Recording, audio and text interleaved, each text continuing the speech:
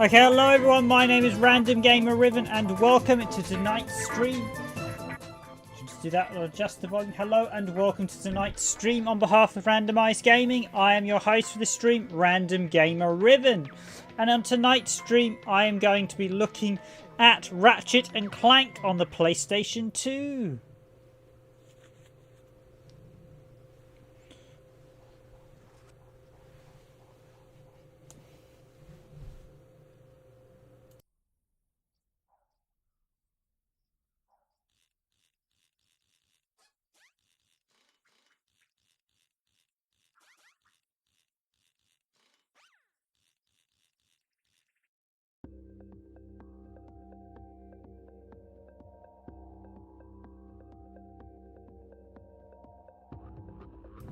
So Ratchet & Clank was originally released on the PS2 in 2002. It was developed by Insomniac Games and it was published by Sony Computer Entertainment. And Insomniac Games had previously done Spyro. I mean, Insomniacs have a long pedigree these days, but this was sort of them building their pedigree following having done the first three Spyro games. And it's actually a very good quality title, Ratchet and Clank. It's easy to see why it became such a big franchise and why it carried on building and why Sony had so much success with the PlayStation 2 despite so many weird policies that they managed to, as one of the guys mentioned last night, thought they might have had a point-and-click policy, but I'm aware of Sony's weird. They didn't want 480p in games in Europe and games had to have additional content on the PSP to be re-released. I mean, it's all mad policies like that. If you're responsible for those policies now, you're bonkers. And you shouldn't be making video games. Some very strange policy decisions over the years. We used to laugh about it when I was actually one of the publishers for some of the policies, and you'd say this is what one of Sony's policies is, and we'd all laugh and say these guys are just not on the ball with some of these stuff. Because ultimately you want the best games released on your platform. And you want the best quality of games. And there were some really bizarre things. And Sony have done the legacy of that. And even the PlayStation 5's now got an issue where they were discussing the other day that the fact that it looks like the Xbox handles like downloads and upgrades from Xbox One to Xbox Series X much better than PlayStation to PlayStation 5 because they've not built it properly into the architecture. And Sony perhaps aren't as innovative when it comes to building architecture.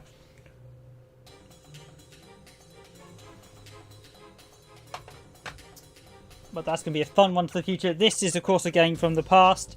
As I mentioned, it's 2002. I did try this with GSM to see if I could get this into 60 Hz. So this is actually the PAL version, although I think the PAL version may be fully optimized. It may be there are a few PS2 games in PlayStation 2 that run at the same speed at PAL and NTSC. I'm not quite sure how they do that, but they do. I need to actually do a video on that just to showcase some of that. It's really interesting to see that, but I did try it in GSM. It worked quite nicely in 1080i interlaced, but I thought as it added a little bit of slowdown and the videos didn't quite run correctly. They were a little bit ghostly because of course the videos were designed, the actual videos have clearly been captured at PAL. I thought, no, I'll stick with the standard resolution. But I did get a widescreen setup, and maybe one day I'll actually do some of these games in widescreen and stuff. Showcase. I need to actually do a showcase of GSM. So options, languages. What have we got? We got English. So we've got that's actually so a little industry term. That's English, French, German, Spanish, Italian. That's called eFigs. That's actually the first letters of every language. So it's eFigs. We tend to call it EF. We tend to call it English, French, German, Spanish in that order. English, French, Italian, German, eFigs, which is the national name of the build term for that. So one thing I would say is the sound effects, there's no option for voicing in this game, and I didn't realise that, but when I was listening, the voice effects sound effects are actually quite quiet. So that's obviously a bit of an oversight on behalf of the original developers at Insomniac Games. Yeah, from an audio perspective, I would always advise you have your sound effects separate to your music, separate to your voiceovers, because Many modern games now, traditionally the sound effects are too loud and the music is just rubbish because they don't do the music at all. Another classic mistake is to the volume to drown out the voice acting. You need, what it should be is the music should be higher than the sound effects, and the voice acting should always be the loudest, so that you can hear it. But a lot of games don't let you balance it, and a lot of games you actually listen, especially modern games, the mixing is often badly wrong on a lot of games, so you do need to make sure you're working to the same decibel levels. You need to make sure you're actually working, I think it's about neutral decibels, and work from there and get your thing set up from there. I think there's not really good standards on actual what decibel levels you should actually build your game at, and there should be, because certain decibel levels you can actually damage your hearing, so there needs to be standards to make sure it's balanced correctly. But without further ado, yes, the voice acting was, not having a voice acting was slightly irritating. So video, this does actually have 60 Hertz. Okay, right, bear with me a second. I didn't realise that.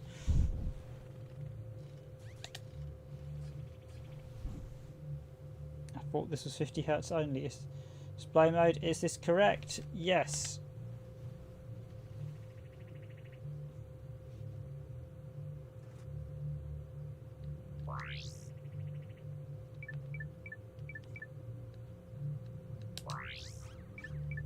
Okay, I should have set that up prior then. So I've got new game, I'll start a new game.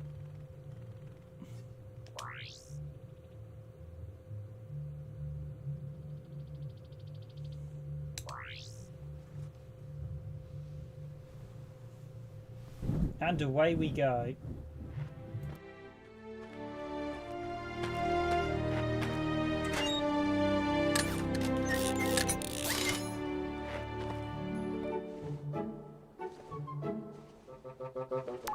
Final step, attach robotic ignition system.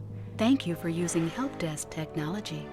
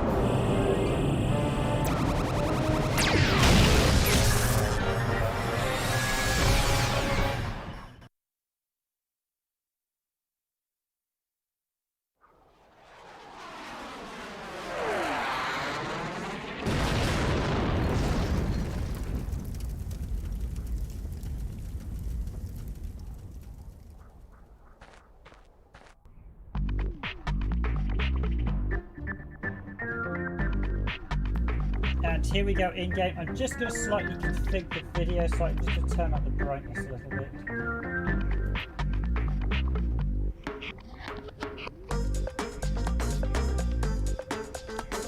It might be a little dark over there. Still looks good.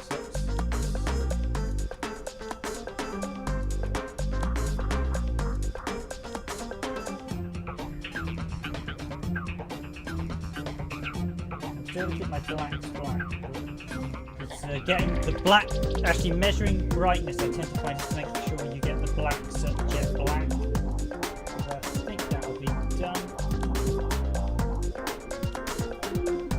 Just going to check transform before I begin.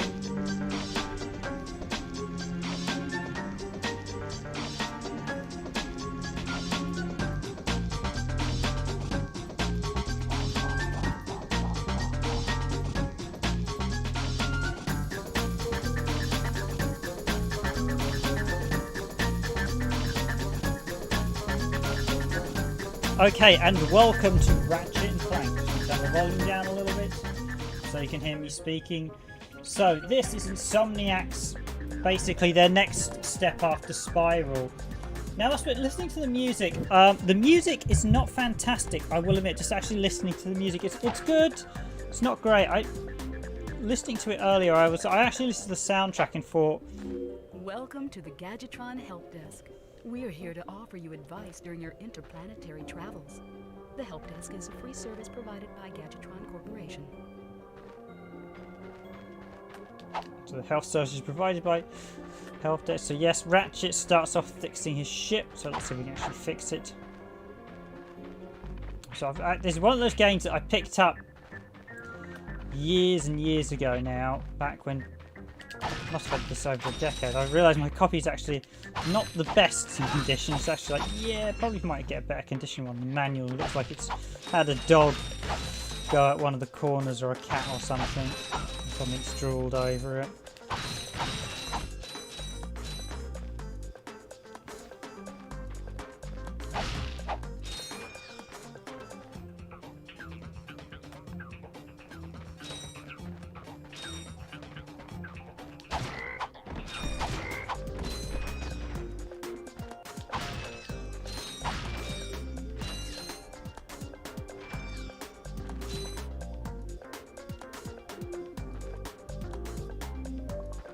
Just checking this, I think the camera is... Yeah, the camera's inverted, I think. That's not a good camera. View mission, so here we are. Planet Veldin. Kaisler Plateau. Okie dokie, right.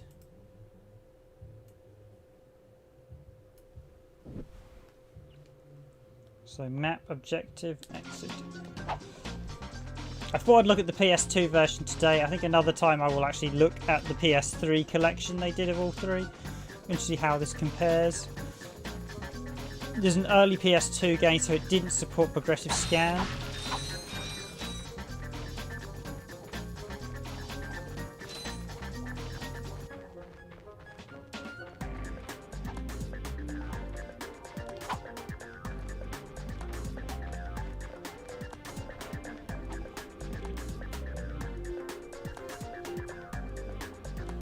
Yeah, it has that weird inverted camera that I don't like.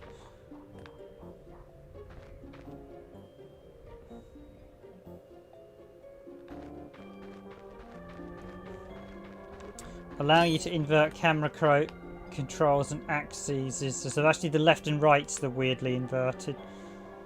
So if you look left, the camera spins right, and if you press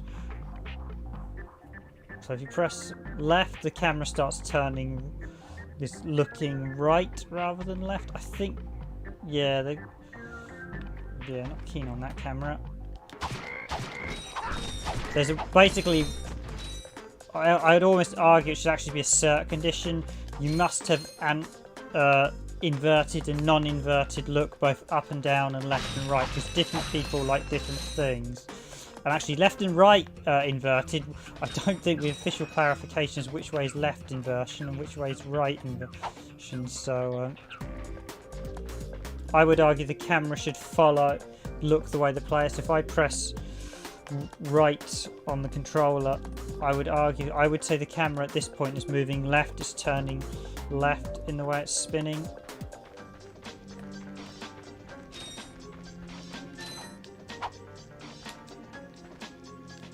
Square brings up, I've got 10 glove bombs.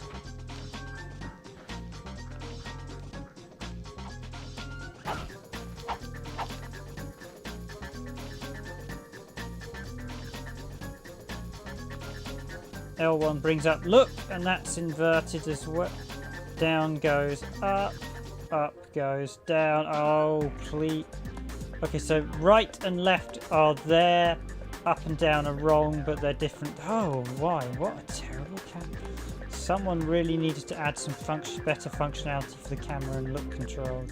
I can't quite decide what they want to do. They've got certain things inverted and certain things not, and just getting used to those two are both look by look. So L1 and R2 are look. Right 2 is... They're both crouch. That's attack. Circle is throw bomb. X is jump. And square is inventory. You can interrupt help desk messages by pressing the triangle button. To disable help desk messages, please select options from the pause menu. Now, this version has been made available a few times. It's even had a remake in recent years, so there's a remake of the original Ratchet and Clank. I'm not sure how good the remake is. The remake is based on the film, which I haven't seen, so I don't know how good or bad it is. I've heard mixed things about the film. The critics sort of said it wasn't very good, but I've seen a lot of the game fans say it was good.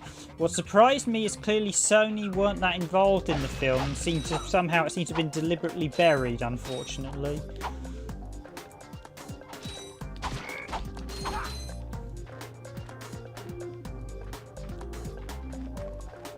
But yeah, the camera controls definitely not great for this one.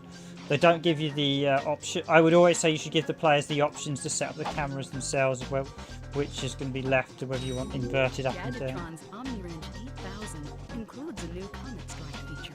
To activate it, use the R1 button to crouch, and then press the square button.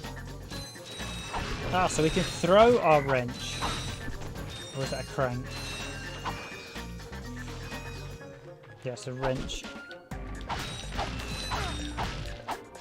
Interestingly, Ratchet originally started out being the initial prototype. It looks like they were initially going to have him as a woman. Actually, as a female human with a staff I saw in one of the art books. Whenever you sustain injury, let Gadgetron's patented nanotech system rebuild your body from the inside out.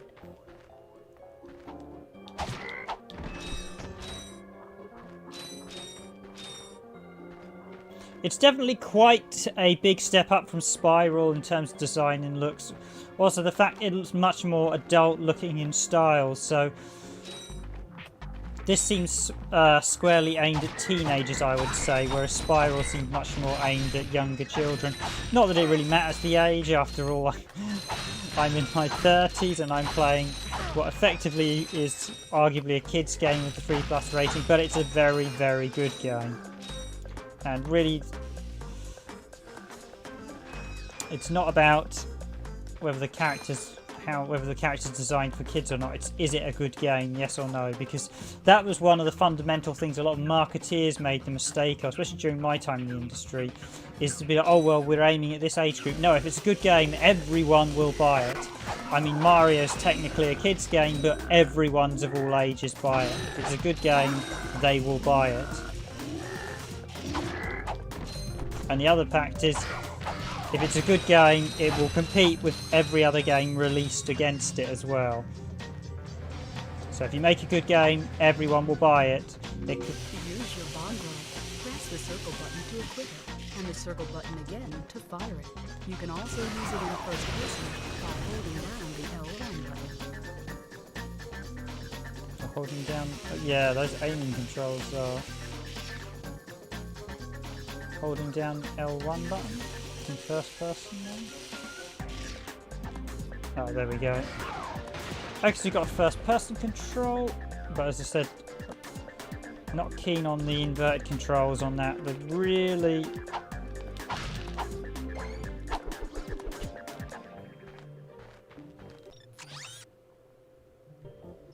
So select brings up the map and start brings up the menu. What have we got? Weapons. Got the bomb glove, got the gadgets, quick select, just actually going through the inventory, items, no items at present, help,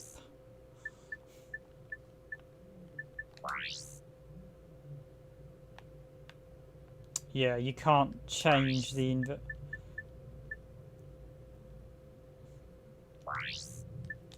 I go to options. Actually, maybe I can change the camera instead of...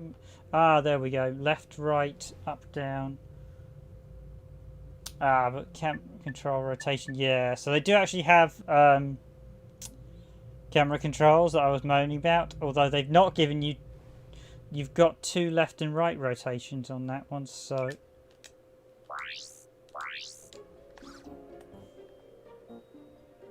Okay, that's better. But does that... Oh, no, it doesn't. Okay, so it doesn't change the look view.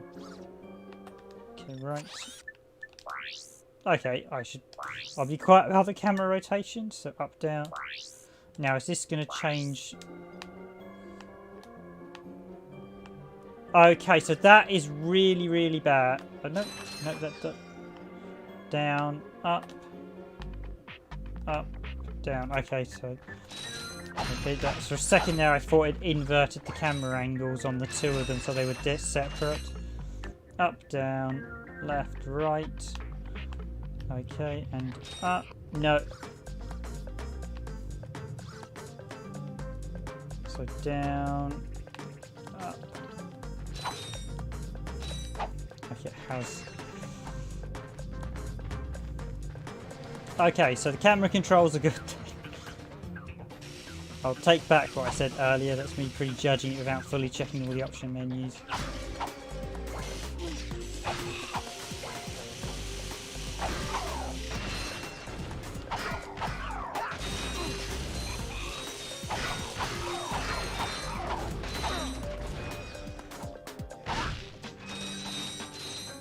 I can jump on those boxes. I've wondered that.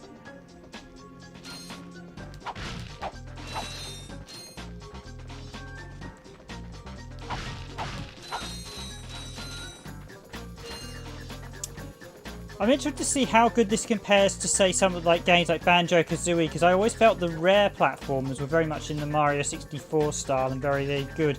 And I kind of like the way they did the hub world stuff. This, to me, I think is going to be a competitor with what I'd describe as Jet Force Gemini. So I'd be interested to see how this compares to Jet Force Gemini. Jet Force Gemini I regard as one of the best third-person action sort of platform shooters from the N64, and I think that was sort of around the same time as this one. Came out a bit before, but Jet Force Gemini is a fantastic game. So the question is, does this stack up to Jet Force Gemini? We will find out.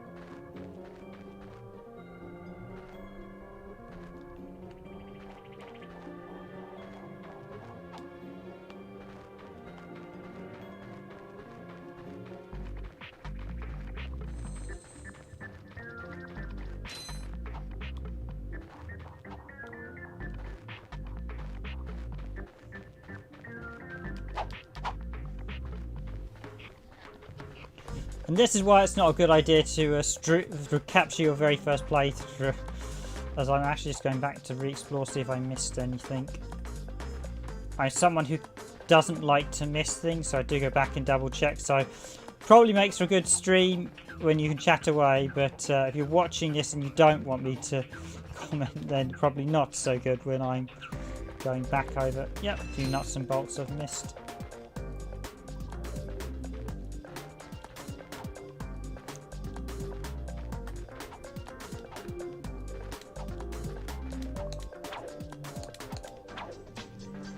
It does play very smoothly.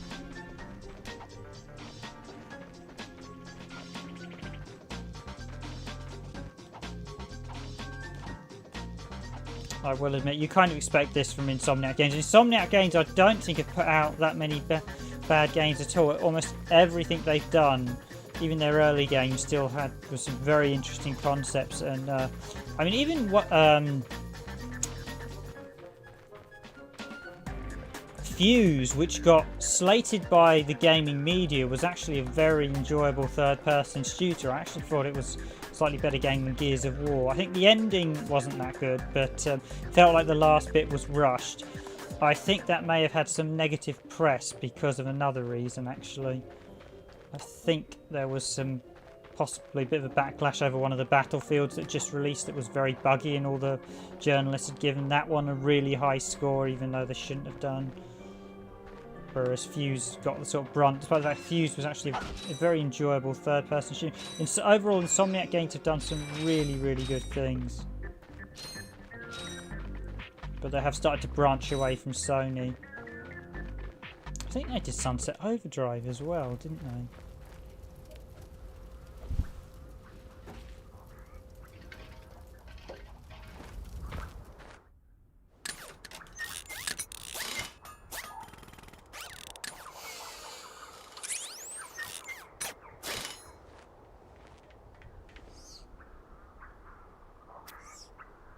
Interesting. Guy! You're quite handy with your wrench.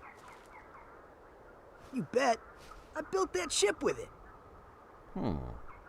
Currently, I'm in search of someone who could be of assistance in saving the solar system.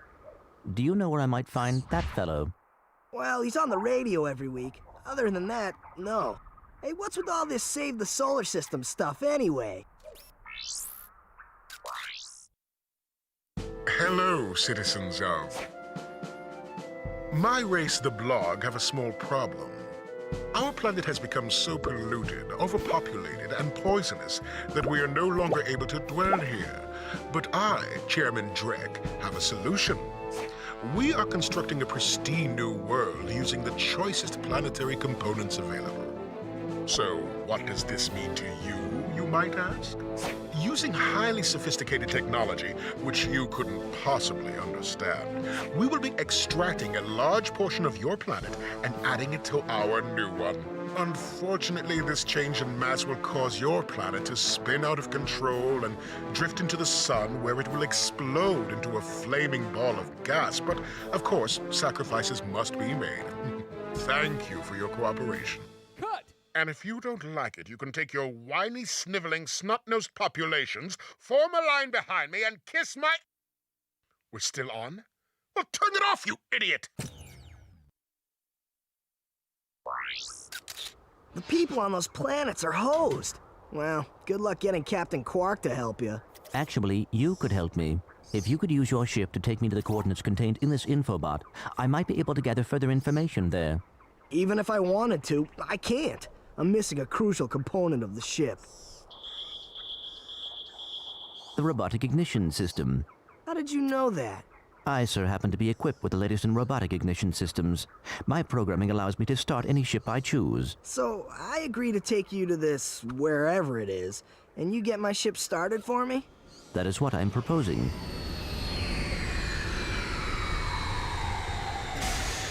Deal.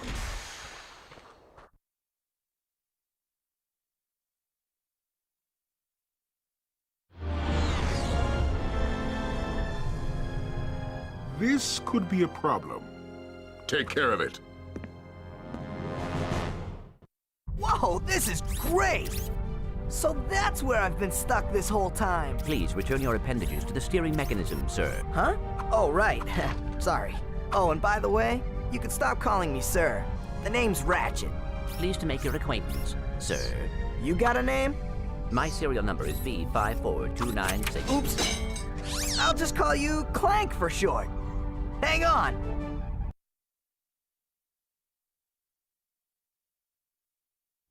So you see, it would be most beneficial if your citizens were not in the city when my workers begin removing it. Preposterous! I will not stand for this. Unfortunately, you have no choice in the matter. Let's just see what Captain Quark has to say about that, my good man. I don't see what's so funny. Captain Quark could dispatch you without even breaking a sweat, you puny... You have now officially worn out your welcome and my patience. This is your last chance. Stop this madness now! Okay, wait. You're right. I will withdraw my troops. Really? No! He's all yours, gentlemen. Try not to leave any marks.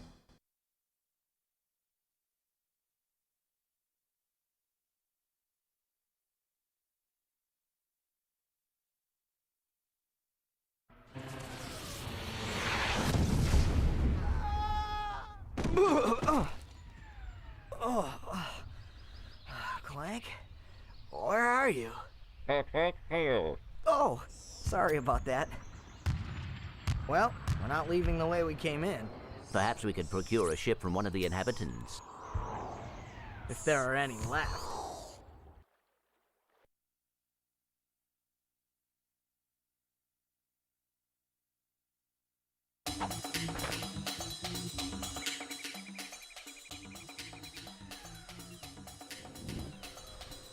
Okay, that's really the story setup sequence. So we now have our two heroes. We have a reason to save the world or save the day. Oh, No, I didn't mean to do that.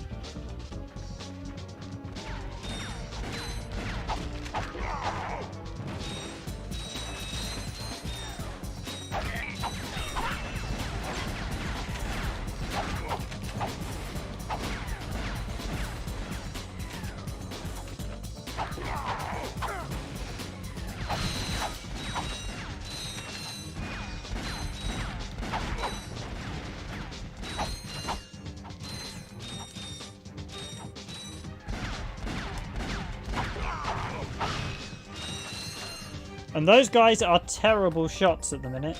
Obviously, this is a start. The game's been quite lenient with the difficulty. I think I heard the game starts off quite easy and then ramps up about halfway through.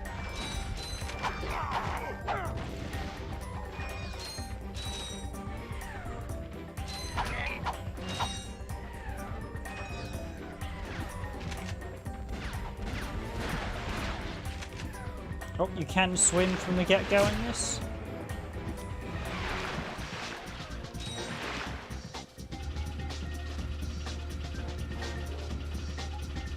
Ah, here we go, back up to where we came from.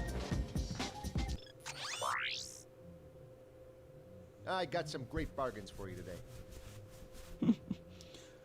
The robotic Strand. Come over here and look at all this cool stuff I've got for sale. So ammo, can't afford it.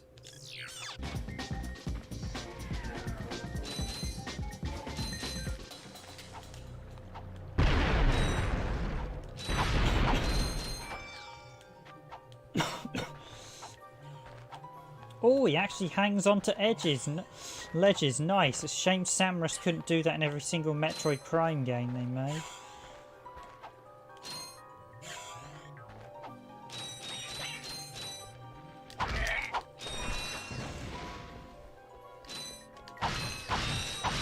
Lots to explore as well, which is nice.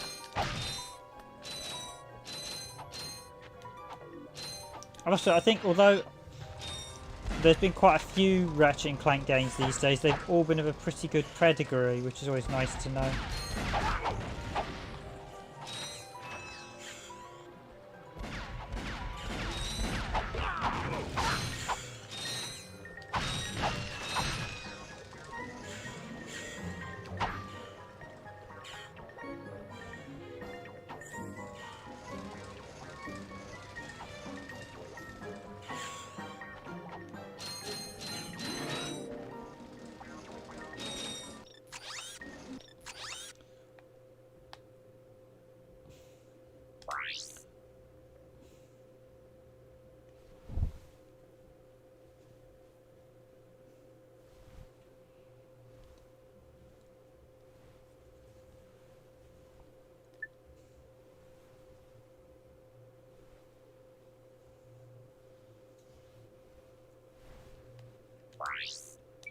We've got to search. Hello,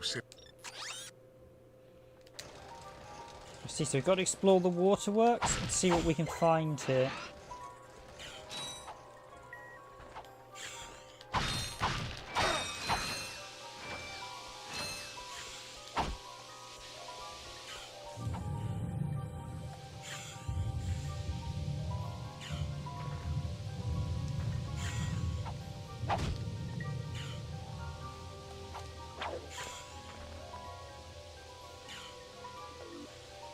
Do you know what the animation on Clank there as he's sort of yawning is?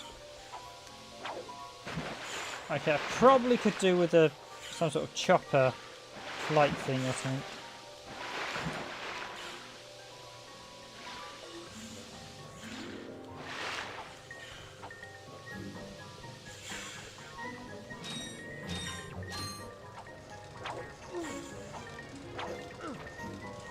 I'm wondering if there is something. Am I supposed to explore the waterworks at this point, or is this a come back later type area? Let's explore.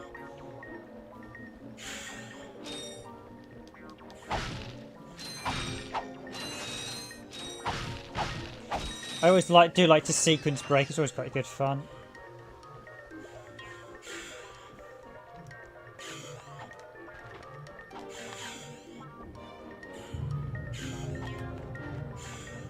second. I should line the camera up correctly so I can jump on that thing.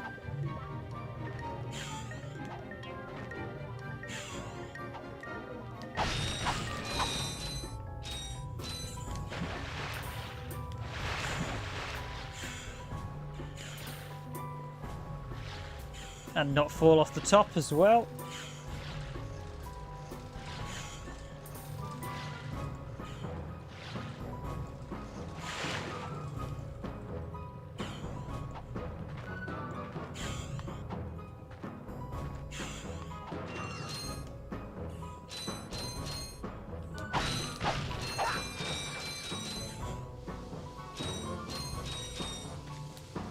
Oh. It's me fiddling around with the camera angle while I'm not paying attention.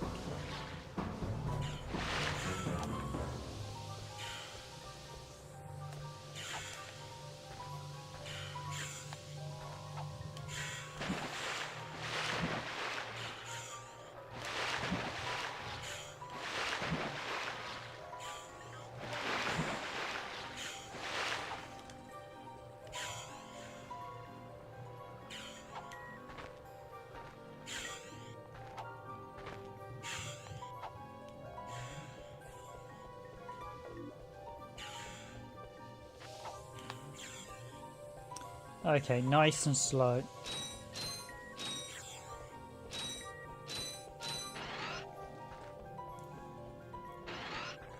Dad, blast it!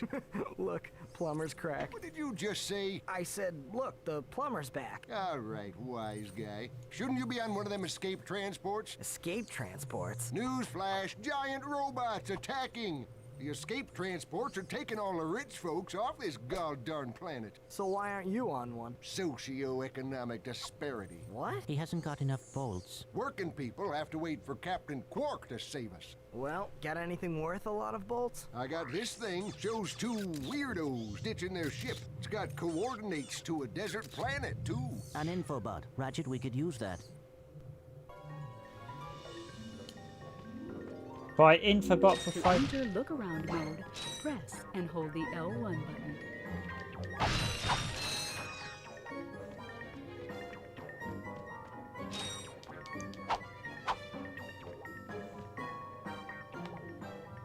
Oh, I could buy a new gun, but I'm going to have to buy the infobots, aren't I?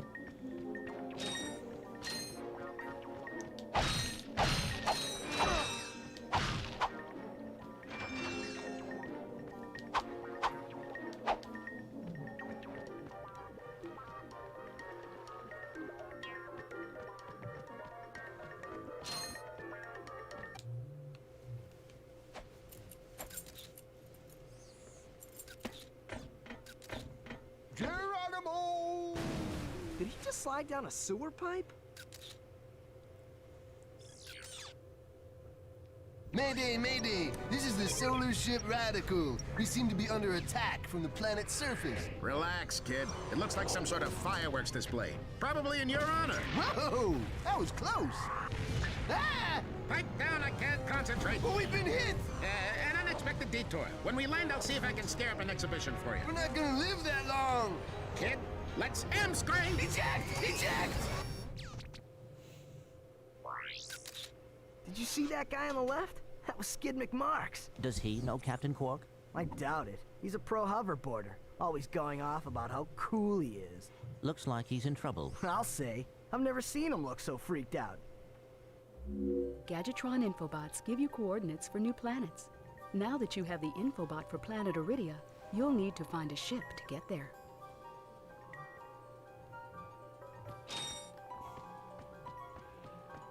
Okay, so we collect infobots for information. And let's ride down here.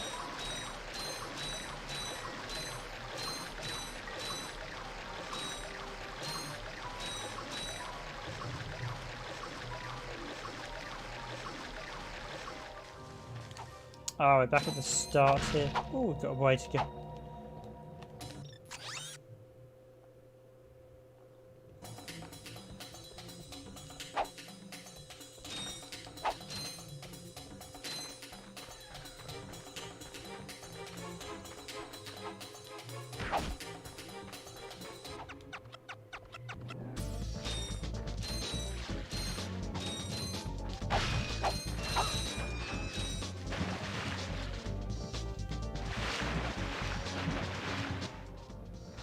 Oh, you can actually dive underwater as well.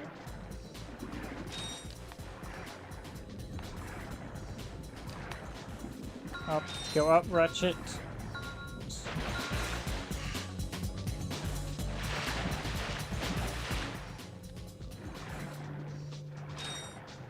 Okay, so it's circle to square to go down in the water, and X to swim upwards.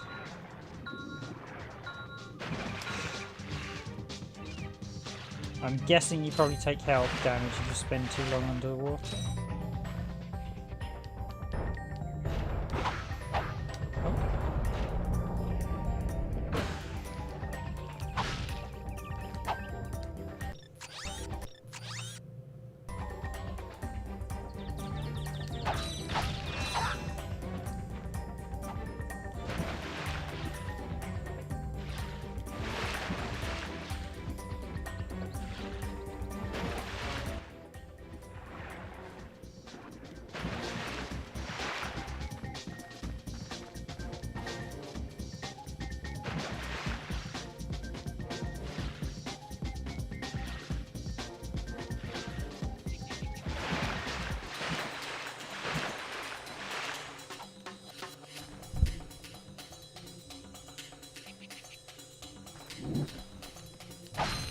Okay, cheers to the people liking the stream. Thanks very much. I'll take a look at Ratchet and Clank.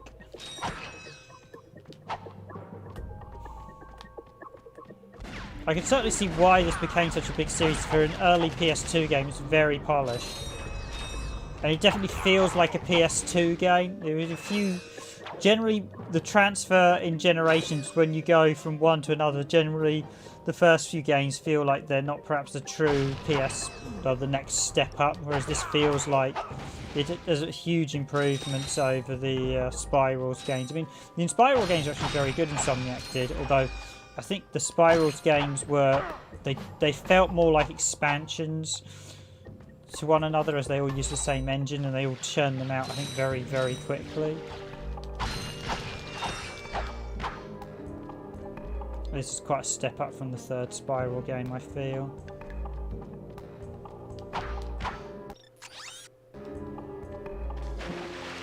Okay, so...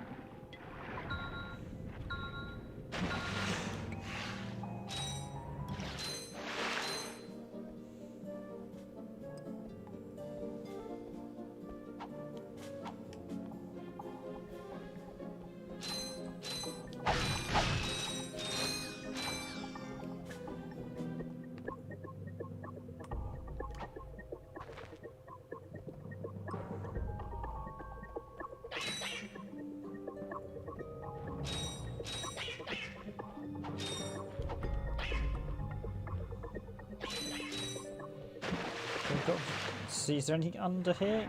Underwater, always explore. I'm not sure if this... I think mainly we're looking for coins to buy upgrades in this. I don't know if there's power-ups like Metroid. I don't think so. The worlds are quite nice, quite a bit different from one another, so you've got quite a lot of variety from the get-go. Platforming's very good.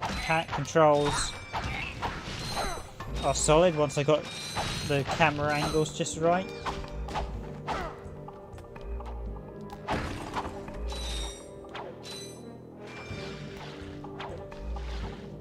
I think the characters in this were slightly more appealing than the ones in Jak and Dax. I think Naughty Dog, when you compare Insomniac's and Ratchet and Clank compared to Naughty Dog's Jak and Daxter, I think Jak and Daxter were a bit uninteresting, I have to admit. I think Ratchet and Clank came out the top.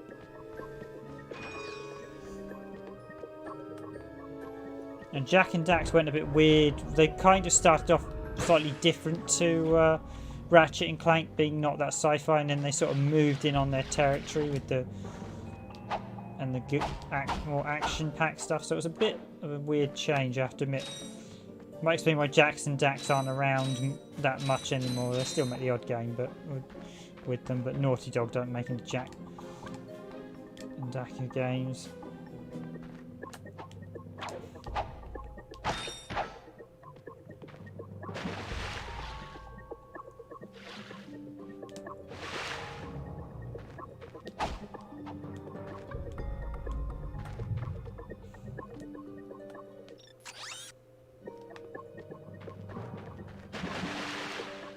Once more into the deep, it seems.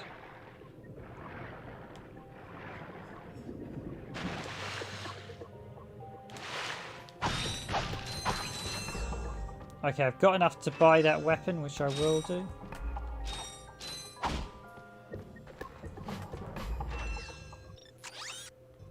Is that all there was in here? It's just a bonus area? It feels like there should have been something in here, but...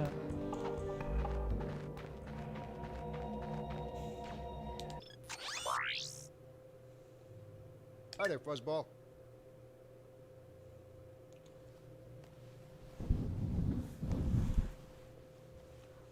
And long-range gadgets. There's lots of fun. So I can buy ammo for it. Did he actually thank me when I bought that?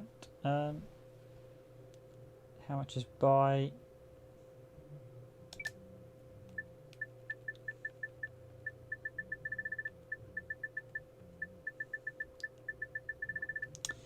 Let's buy So, you gonna buy something or what? 120 ammo.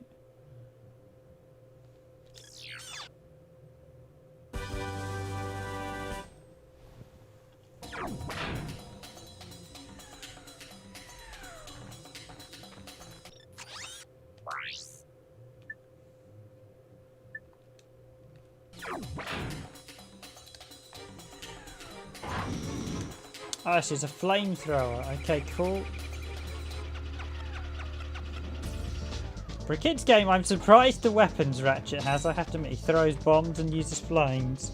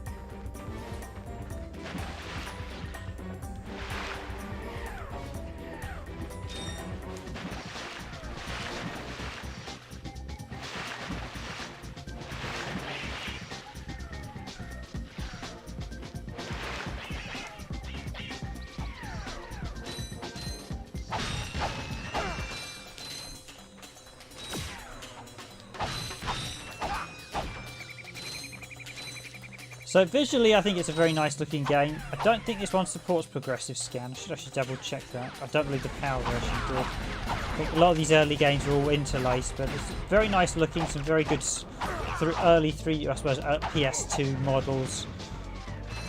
Bright, bold, colourful. We've got some great design. Platforming is very solid. Combat is fast. Game's responsive. Controls handling, which is always what you want. Okay, that looks like I can do. I have a feeling there's a lot I can do, but I need to get more items and equipment first. Perhaps I should concentrate on the story for now, so I should head to where I'm supposed to go, which is up around here. Let's do that. Sometimes following the story path's the best idea, but certainly early on when until you get the upgrades.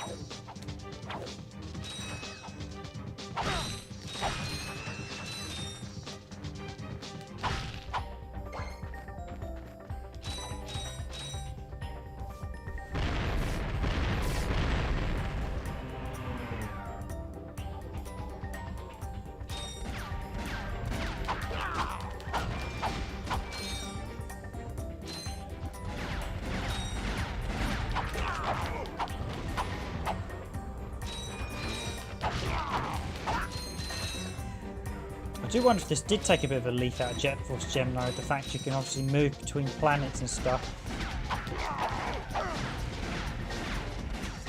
Well, I suppose quite a lot of games have you, but this does give me a slight Jet Force Gemini vibe with the fact you've got like the robot and stuff. Whereas you had Lloyd and the dog in Jet Force Gemini.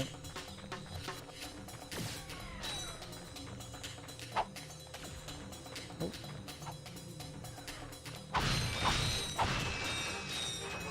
Okay, so we've got some fuel there for my latest purchase. What's this side?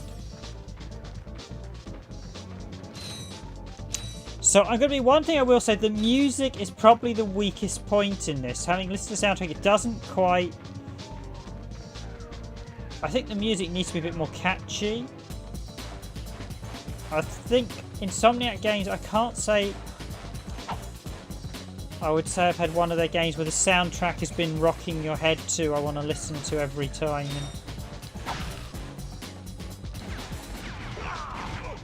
Oh, they can hurt one another.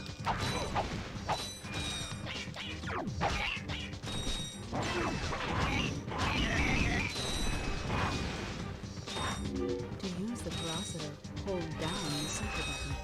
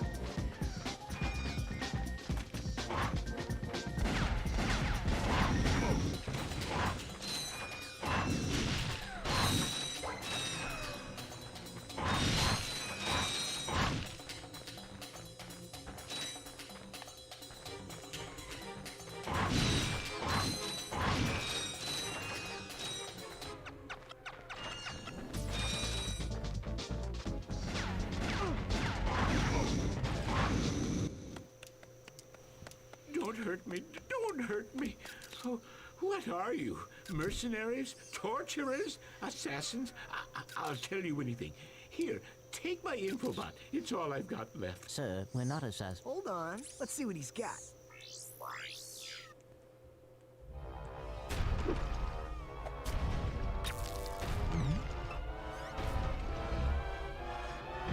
Has this ever happened to you? Hi, I'm Captain Quark, and believe me, there's nothing worse than staring down a Blargian snagglebeast from the inside and knowing your equipment isn't functioning properly. That's why I come to Al's Robo Shack for all my electronic needs. Al has been the exclusive repair shop for my super electro gadgets since I was knee-high to a sand mouse. If Al can't fix it, it's not broke. Right, Al? You said it, pal! So if you're fighting crime, or just fighting grime, come to Al's RoboShack in Metropolis for all your robotic repairs. Al's RoboShack, it's Quarktastic! Do you know what this means? Yeah, Captain Quark is really sold out. No, it means Captain Quark is on Metropolis. We could tell him about this invasion. If we had a ship. What? A ship? What? You're not going to torture me? Well, as planetary chairman, I could arrange for you to borrow our courier ship. Cool. You can count on us, sir. Right. Thank you, your chairman shipliness. Now that you have coordinates to 2 new planets, you can use your ship. Press the select button to bring up the map. Your ship is marked with a star. Okay, hi Sammy in the Cloud. Yo, I love the CG Ratchet Clank series. The first video game I remember watching. Yeah, these are very good. Did this actually get a TV series? I've not actually seen... I know there's a film they did, which didn't look too bad actually, the film. I know it didn't get great reviews, but it looked... the critics, but it looked quite interesting. I've not actually spent too much time with the Ratchet Clank series, I have to admit, despite them being very, very successful on the PlayStation 2.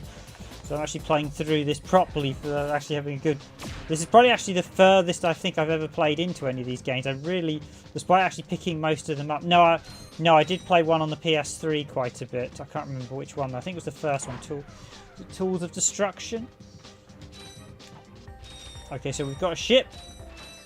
And we can actually start exploring planets. So I'm getting a bit of a Jet Force Gemini vibe. But it is a very cool series. I always remember the character design of Ratchet was...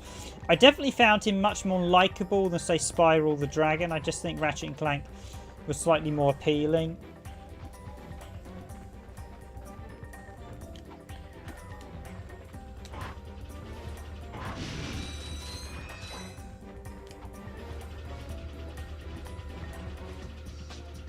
So we can borrow the courier ship.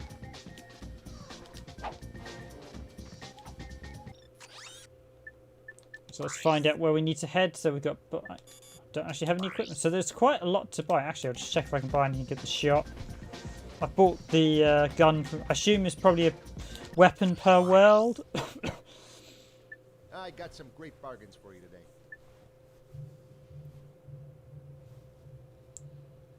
Pyrosti, this fearsome weapon really shines at close range. Great for taking out those pesky small enemies.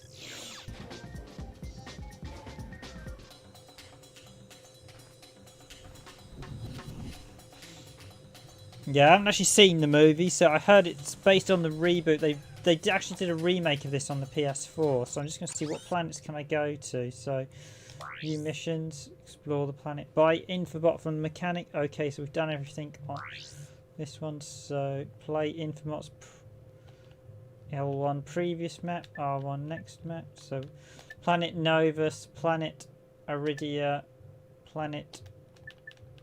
Can we not go back to our starting planets? So, we've got planet Aridia... And we've got Planet Kerwin. I mean, visually, the comedy is actually quite good for these ones. I know they're quite early PS2 games, so the dialogue perhaps isn't as smooth as it could be, but the voice acting is all first class. I recognise the voice of the businessman. I think he was the guy who did Serevok in Baldur's Gate, so... Although a lot of the voice actors, I can never remember their names, so, but yeah, some probably very good cast. I do like Ratchet's animation. Yeah, we don't need to see that again. So we've got... Okay, let's exit and head to another planet. It's definitely a very bright, colourful, and well put together series.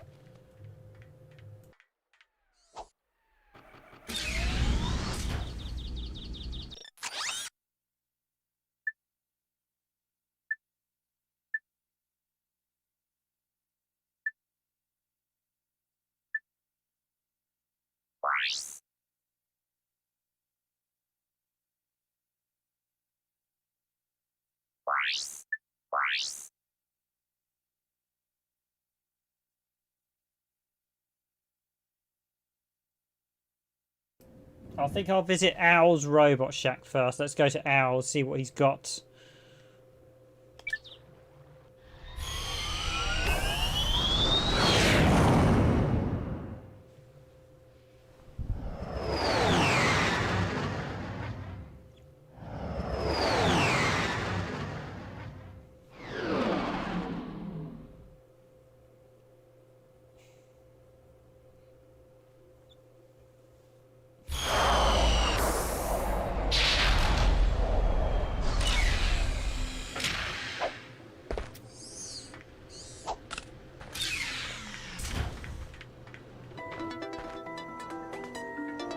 Okay, here we go. So we've got to find Owl's Robot Shack. So I certainly felt I'd look at this one on the PS2 rather than look at the PS3 collection just yet. So we've got a few locations. All the worlds are quite big, actually. We've also got to find golden screws by the looks of it.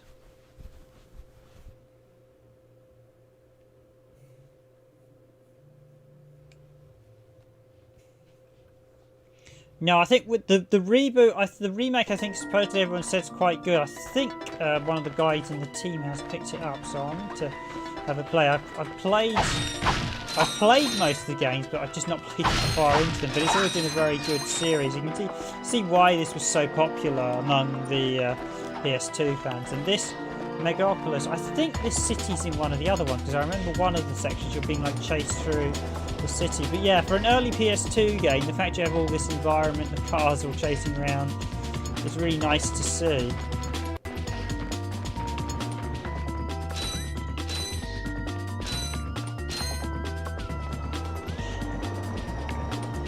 Ooh, more gadgets. Can I buy what's... Hi there, Fuzzball. Blaster point. So, yep.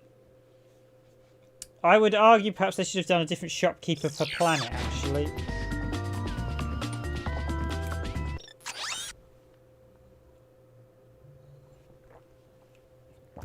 Because that's our temporary ship. So we've got, let's go this way first. We've got quite a bit. We have actually got quite a bit to see and see. I quite like the map, that's quite handy for a 3D title. Ooh, okay, don't want to hit those again. To quickly center the camera, just tap the L1 button.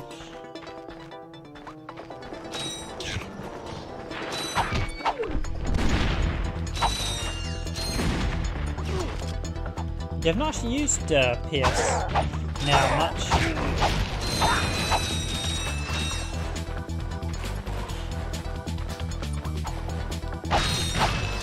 I don't think there's been too many on the PS4 Ratchet Clank. I think you've only had the remake, and I think there might have been one other one. There were loads on the PS3. In fact, they remade most of them on the PS3 in the collection, although the collection didn't include every single one. I think it was the trilogy collection. I don't think it included Ratchet Clank Galliators. You also had, there was Size Matters as well on the PS. Welcome to the Captain Quark fitness course. If you're strong enough, fast enough, and clever enough to beat my fitness challenge, you will receive a reward from my head trainer. Simply make your way to the third island to complete the course.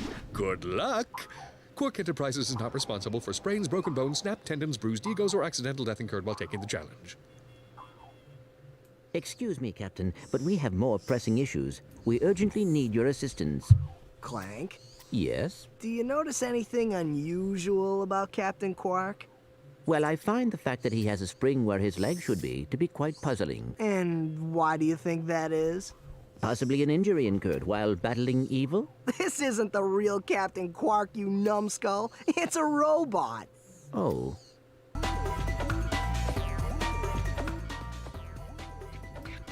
I didn't realise Captain Quark was... because I've not spent that much time in the original game, I've always been aware that Captain Quark is made to be a bit of a total idiot in the games.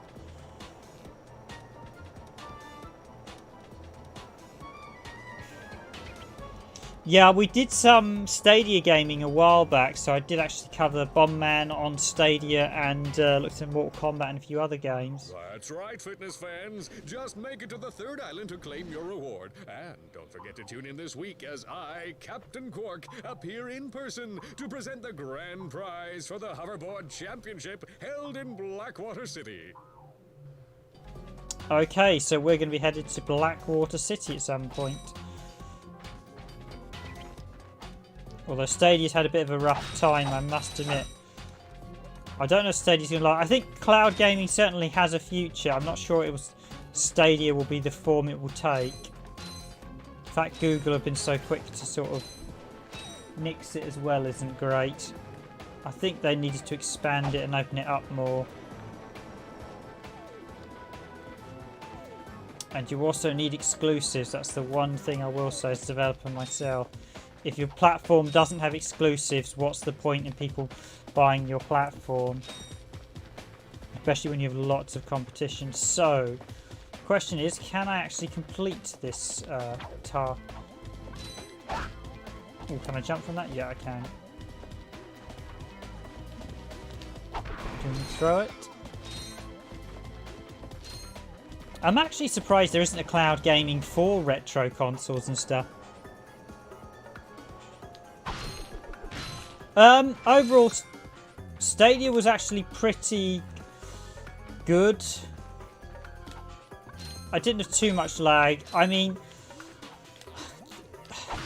it was quite enjoyable. The few games they had that were exclusive were quite enjoyable, but at the minute, I think the price point, it just overall felt to me that there wasn't really a lot encouraging you to really stay on it. Other than they had a few exclusives that weren't bad, but they needed a lot more. I think the price was a bit expensive. Yeah, now they've lost the first party. I think the problem is without exclusive. You can use the zip line if you stand under the wall and jump. Once you lose your first party support, that's really saying you're not invested in it, which is a shame. I think Stadia was probably too expensive, but I think it definitely has its uses. I think certainly cloud gaming for things like testing is a great concept, and certainly playing on the fly. If you don't have a very powerful hardware, it's a great way for people to play games and even avoid not having them filling up your room and stuff. But I think it's, as a sort of an old school game myself, it's not something I'd initially appeal to unless there was reason. If I was able to like cloud, I think probably stuff like being able to cloud game on mobile devices is quite attractive, because of course you can't normally get them to play. So being able to play like on an old PC or an underpowered PC is a great concept, but overall it was pretty good. Occasionally a bit of lag, but pretty decent. I really enjoyed Bomb Man R. We covered that quite a bit. I've actually still got a video to do on it.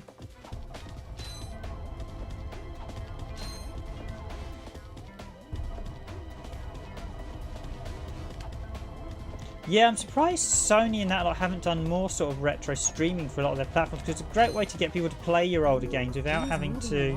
Also function as jump slots. Jump. You can basically just use set up an emulator and away you go, really. And it's a great way for people to play old games and get familiar with your franchise, and you can probably do them on the sort of discount as well. So I'm surprised that's one thing Sony haven't done more of.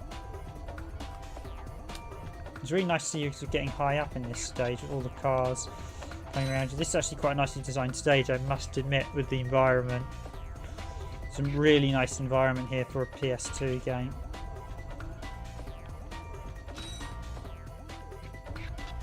Okay, I'm going to have to jump. You might be able to tell I'm a bit of a platform vet when it comes to platforming games, so I am a kid of the 80s and 90s when they were the #1 genre, so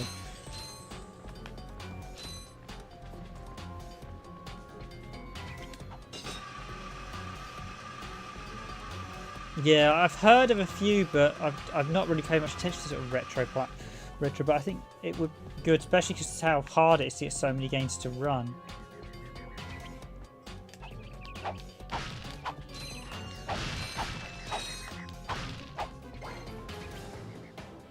Well, I think a lot of people still like. Listen up, you loudballs! That was the most pathetic display I have ever seen on that obstacle course!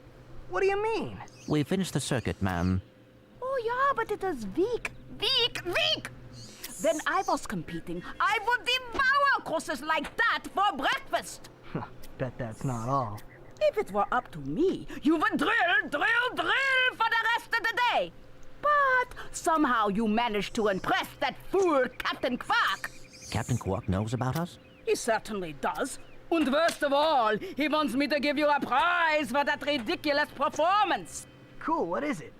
I'm supposed to give you a swing shot, so you can sway to and fro like little insects. All right, let's see it. Not so fast. Today the two of you disgraced my obstacle course, so I am going to make you pay. But that prize is ours from the captain. That's not fair. Too bad, life's not fair.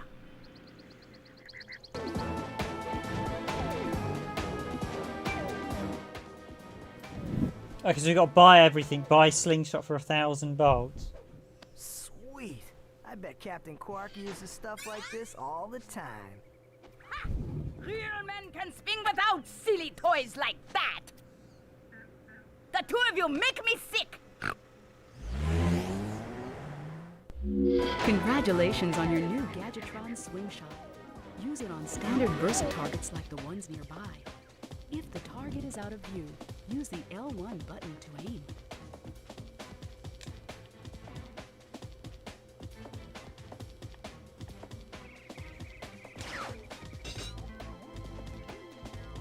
Slingshot. Ah, is this a grappling hook? I see, yes. So we're slowly getting the abilities.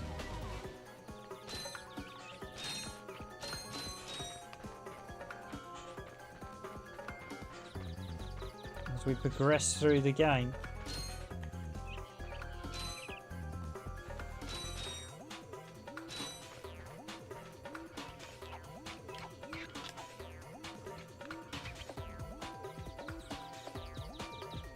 I think some of these are available on the PS4. I'm surprised that there isn't like a complete collection of all the Ratchet and Clanks on PS4. So okay, there I go. I see. So we can now grapple. Can I not?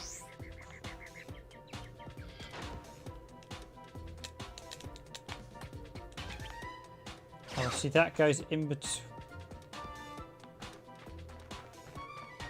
So that's not ideal. You need to hold it down, the controls. That's a little bit odd for the grapple hook. Just depress it and keep it held, I think. Yes. So yellow in between. Okay, gotcha.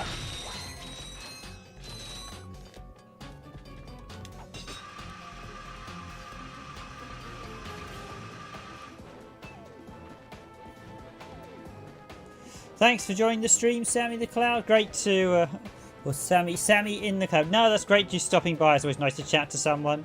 We always get quite a few people stream. We usually get quite a few commentators, but tonight's a bit of a quiet day. But it's nice to actually show a game, and it's nice to get some people who haven't stopped by before. So if you do like the channel, please do consider hitting that like button. If you like the video, it's a great show. And if you like our content, please do consider subscribing to the channel. It's always nice to get some more people join us. And I am streaming at the minute regularly, Monday, Tuesday, and Thursday. And I'll be doing regular polls on what platforms people want us to stream on as well. So.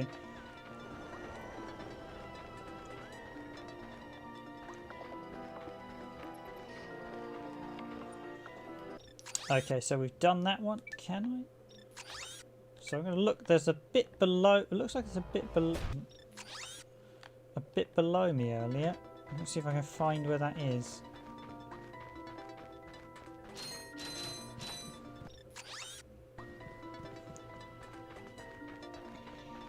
So it's nice to actually have the map so you can see everywhere. So it's nice to be able to find. So yeah, it looks like if I jump.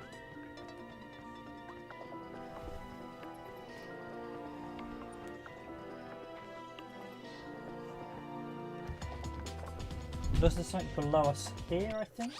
Yeah, so... What is it in the tunnel? Adventure awaits! These old school...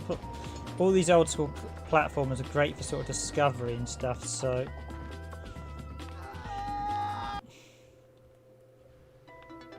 Oop, that wasn't the way to go. Of course, it might be that it's actually up the top there. Yes, it is indeed.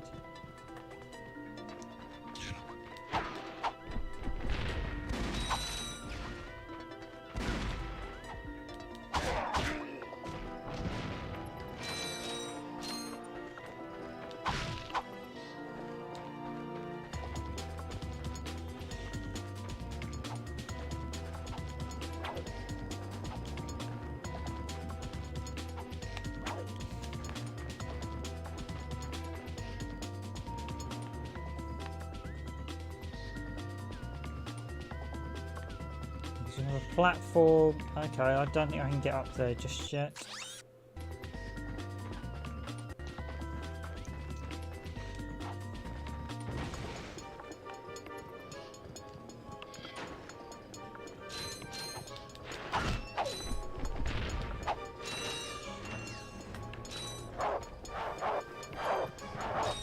Okay, we've got lots of robotic dogs at the minute.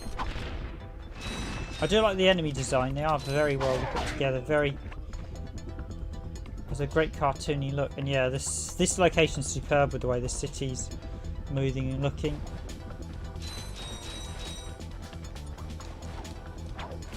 And of course, this is real hardware using an open source scan converter, and I'm running it at 60 Hz. I'm not actually using any options It did look quite a bit nice using GSM, but I thought I'd stick to the game at general 60 Hz at present. Although I probably could have put it on GSM. If I'd thrown it into 60 Hz, it should have been good. But I'm not sure how well.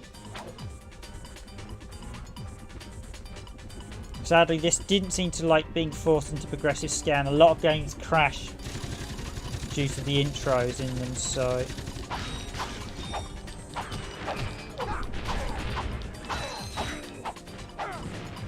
Could you try and force them to progressive scan or even 60 Hz?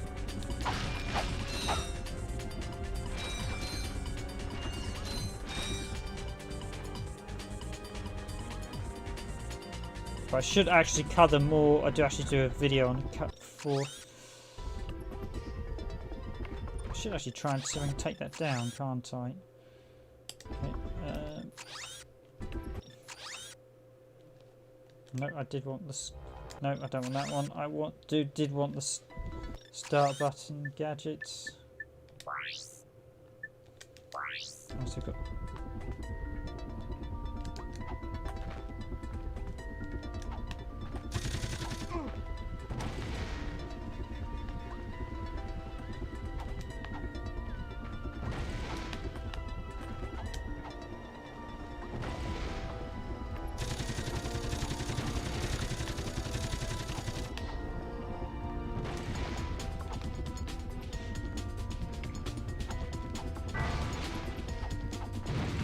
Gotcha.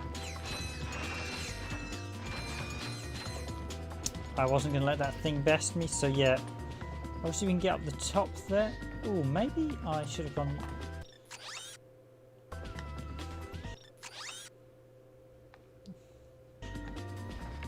wonder if I can get to the top there. I'm just actually going to go re-explore the previous bit and see if I can get to the top of the other bit. Hello to everyone watching, by the way. Glad to see you're all enjoying the stream. Actually got quite a few people on stream at the minute, I notice. Thank you all. This, of course, is Ratchet and Clank on the PlayStation 2. This is the original PlayStation 2 version. It was later adapted for the PS3 as well as part of there was a HD collection, so... Oh, I can't chat to him anymore. Obviously, I've finished it. Just want to see if I could...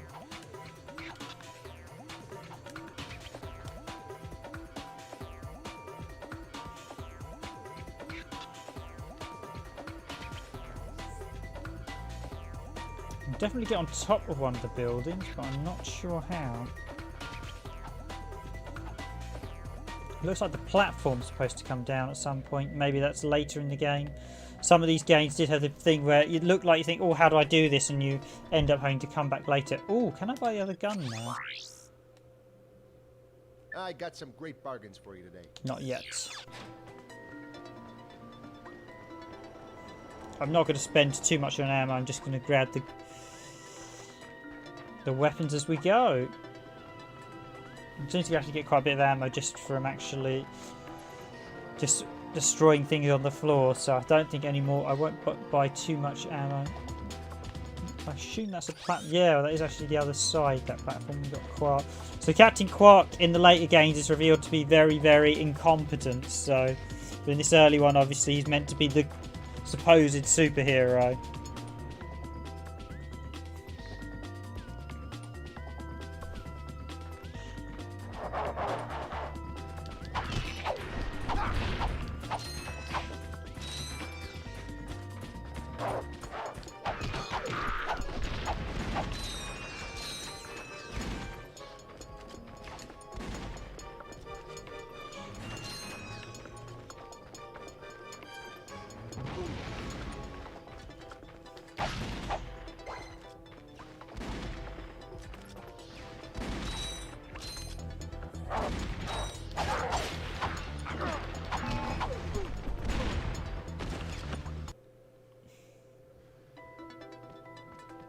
Oop, that's actually the first time I've taken too much damage.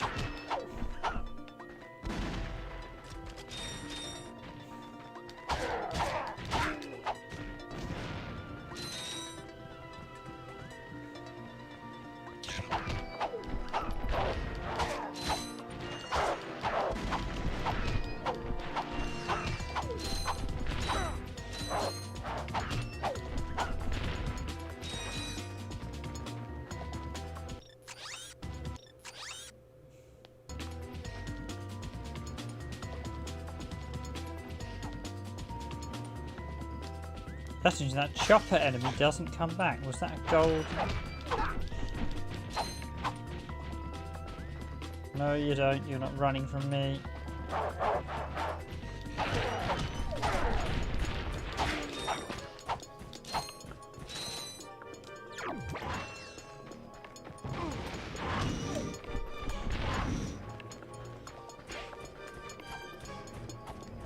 See that guy throws mines.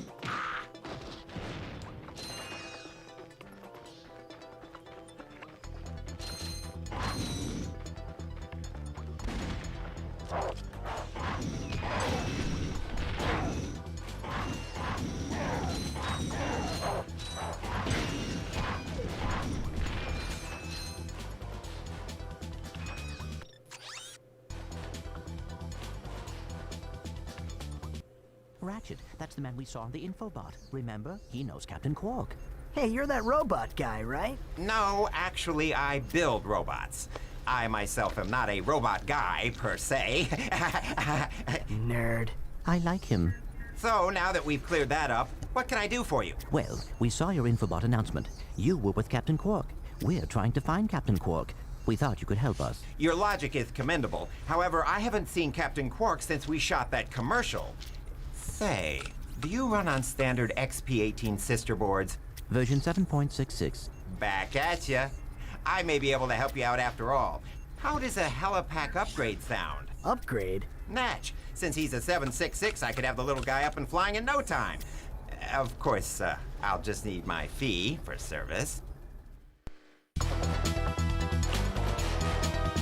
Okay, this won't hurt a bit. Hey, wait. Ratchet, am I cool now? Yeah, you the man, Clank. You're welcome.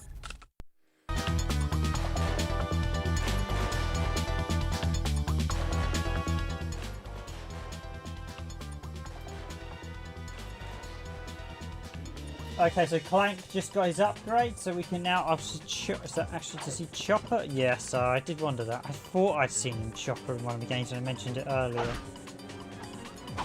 Can smash up anything in the lab? He's got lots of big robots. Well, it's a shame that the shop isn't a slight siding because it looks a bit weird the fact that we've... Oh, there's actually a platform that other way, is there? Okay.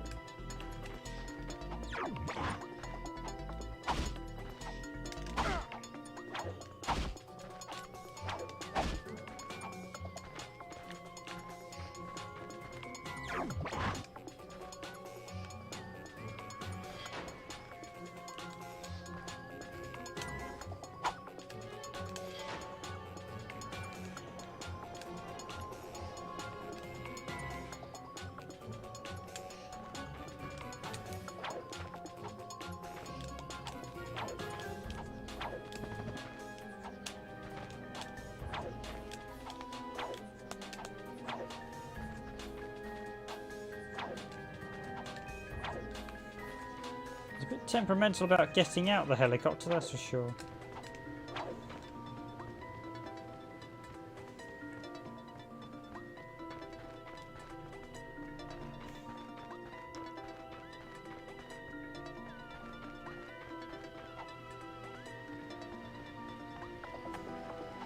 Okay, I totally missed that before. Return to the vendor. Oh, I see. You can actually go back to... Do I jump on this? Does this give me a shortcut?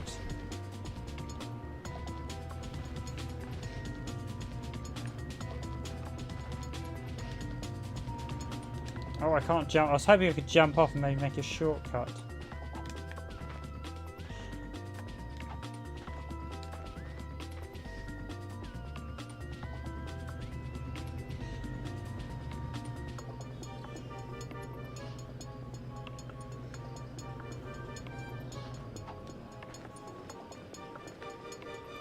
Oh yeah, got the robot statue up there, so we're looking for the golden screws, I think. There's obviously a few of them as well. Try using the Helipack's boost jump feature to climb these boxes. Press the R1 button to crouch, then jump. Okay, that's how we get to that other section. I probably should have done this bit first. You'll need your new Helipack stretch jump feature to cross this gap. While you're running, crouch using the R1 button and then jump.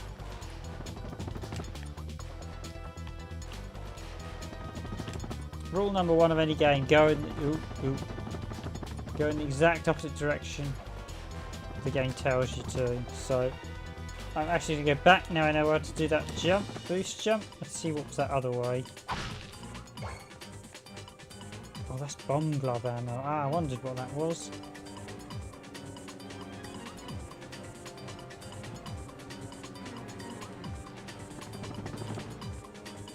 Okay, so my next complaint is probably Ratchet's running speed. Hopefully there's an upgrade to boost that as well. But yeah, there's a lot of my things are like, yeah, they could probably do with this and that. It's like, actually, yeah, the unlockables as you progress through the game.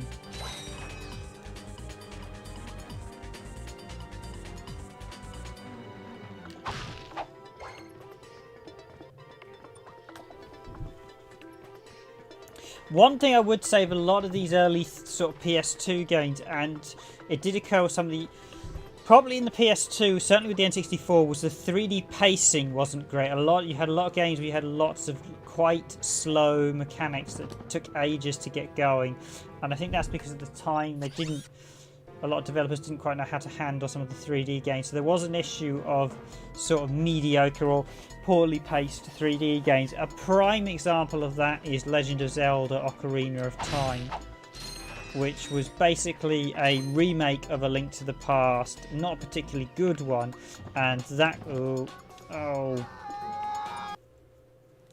and that got the 3D pacing quite badly wrong early on. Oh, and there's the taxi cab. Obviously, you get checkpoints in this game. It does seem to respawn all the coins as well, so you could deliberately die and refarm them, it looks like. But yeah, the environments in this are fantastic, certainly much more impressive than what you'd see on the PS1, Saturn and N64. But yeah, some of the early games, so Ocarina of Time definitely had really slow pacing issues. It tried to be a Link to the Past, and a lot of games did have that, where the movement and the pacing perhaps wasn't quite there yet, as they hadn't got the experience developing the game. I think some issues 3D games still have that to some degree.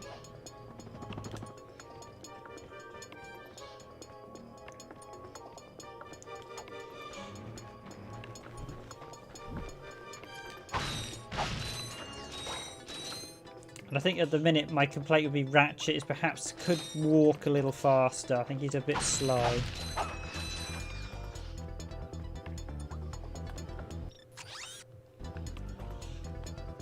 I refuse to believe there's not a secret out around here.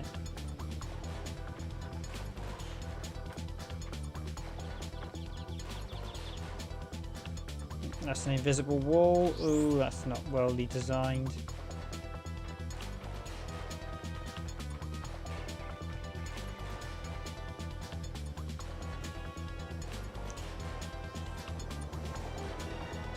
There's another carport later on. I think one of the things with this is that you want to jump almost everywhere, and if you do, you're going to not do too well, unfortunately.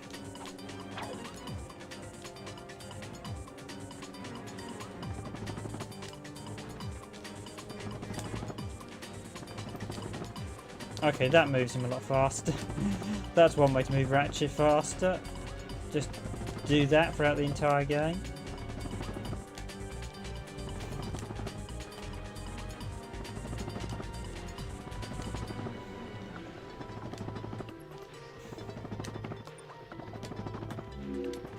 using the helipack's Just check jump when I feature can't to buy find anything these else from the boxes. doctor or speak Press to the him. R1 button to crouch. No, then you jump. can't. That's not. Some of these, once you've interacted with them, you've done all you need to. That's it. It'd be nice if there was at least just a simple thanks for your help, Ratchet. If you need anything else, let me know. Or I'll have more upgrades for you in the future. While you're running, crouch using the R1 button and then jump.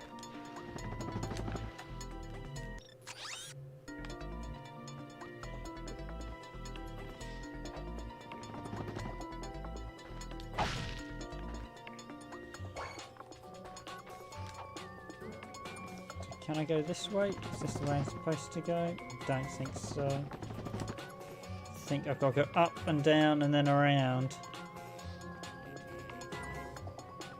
Oops, I can smash that.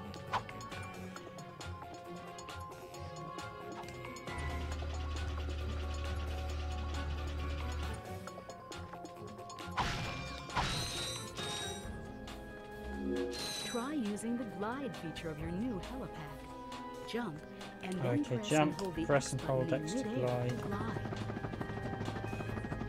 Should have done a running jump actually there. And down the cliff he goes.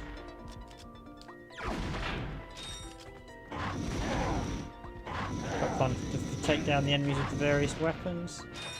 Really, if you force them off the edge, you lose the bonus.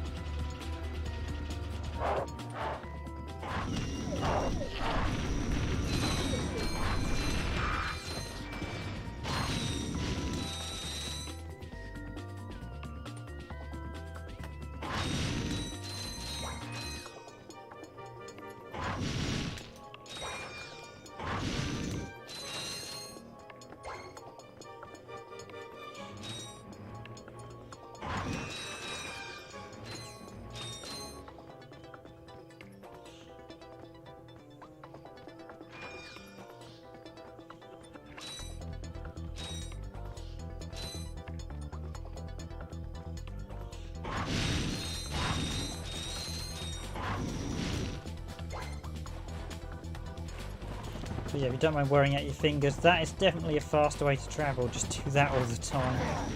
I'm guessing there's speed runs of people just doing that constantly because you move vastly further.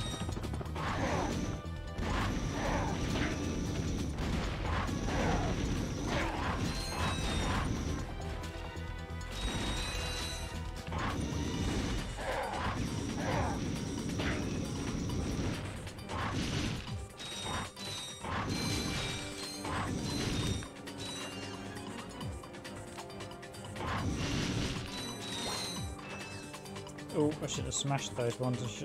Right. Right, rule number one, don't always smash stuff if you can use it to get on top of things.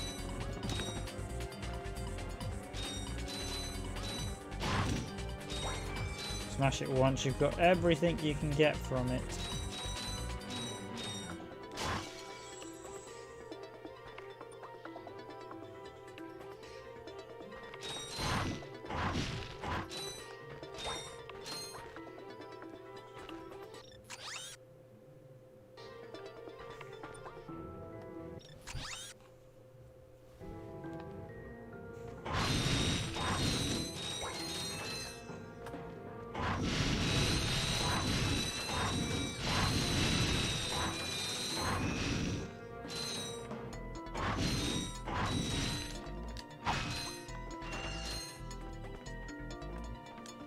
No sign of these golden nuts and bolts yet.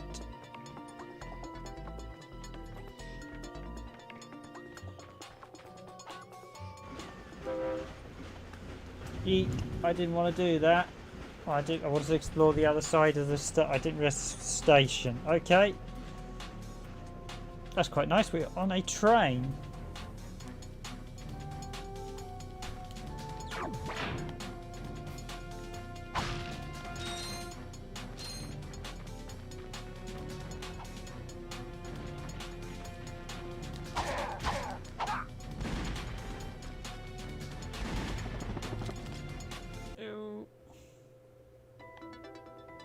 Okay, that's one way to re-explore the area. Don't recommend doing that strategy, but that's one.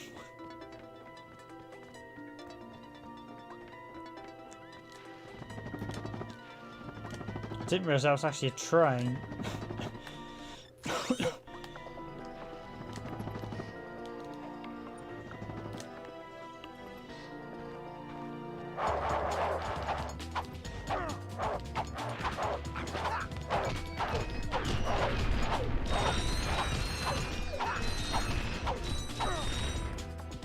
Ooh, is that a golden screw? I think that is.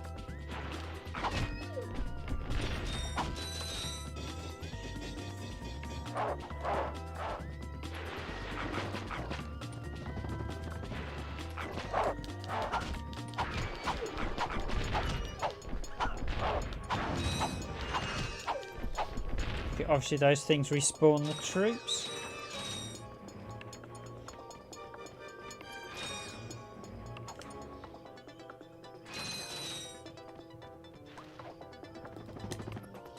Like I said, don't always destroy everything until you've got everything.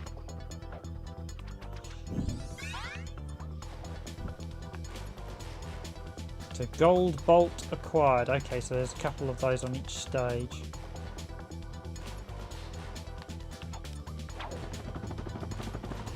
So we could obviously do something with these later on as well. I'm guessing that's a Ratchet Clank power, but at the minute I can't.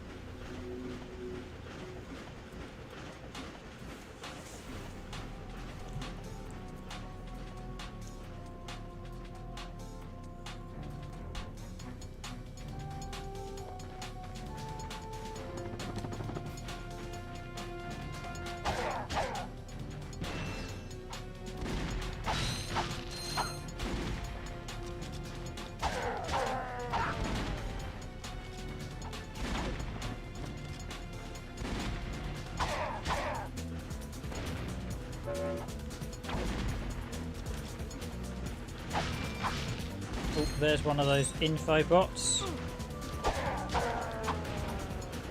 No, don't want to fall off the train. Don't want to fall off the train again.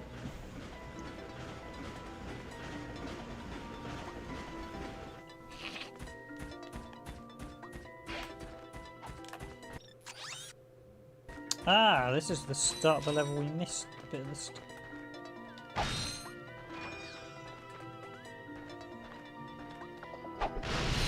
Should use that attack more. I don't really use it that much.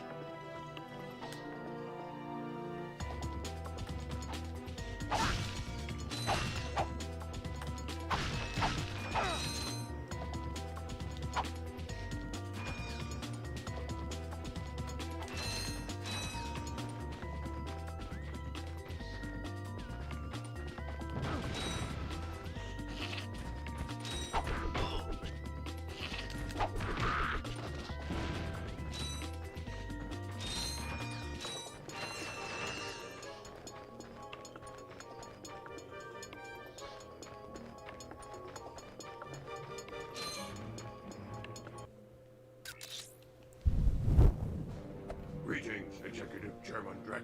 Dispense with the pleasantries, Lieutenant. My sources tell me you're behind schedule. You must prepare this planet to be harvested for our new world. Yes, sir. As you can see, everything is moving along as planned. I'm counting on you, Lieutenant. And as your former commander can tell you, I don't take disappointment well. Yes, sir. I won't fail. Drek is destroying yet another planet. Yeah, but if that's the kind of help he's getting, I don't think we have anything to worry about. You should not underestimate Chairman Drek. He is quite dangerous. We must find Captain Quark. Look, that lieutenant doesn't seem so tough. Let's take him out ourselves. Perhaps we can persuade the lieutenant to tell us where Drek is. Now you're talking.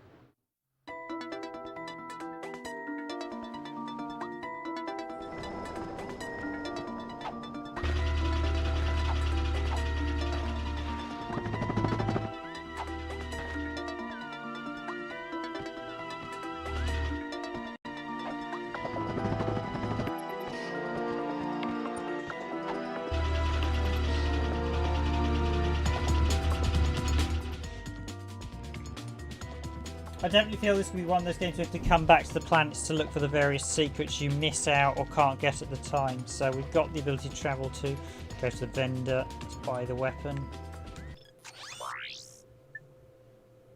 I got some great bargains for you today. Okay, I don't know if Insomniac with anyone's Insomniac watching, but he should have just a comment when you buy something. Just something, it's just a nice little touch that's missing there, a few subtleties like that. So it's like, oh, thank you. Yes, we'll come again. That type of, thank you for buying something. It's blaster ammo. No, I won't buy any.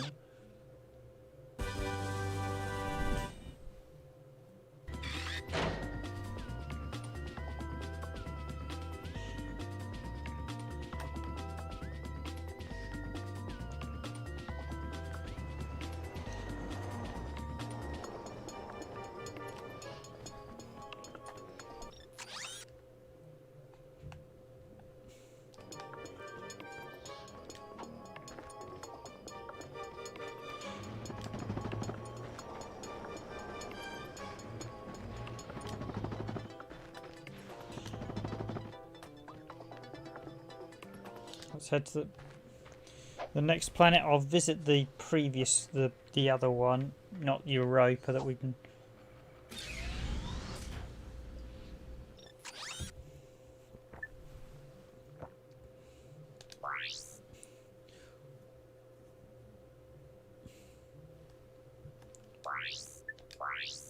So 1 of 3 golden bolts.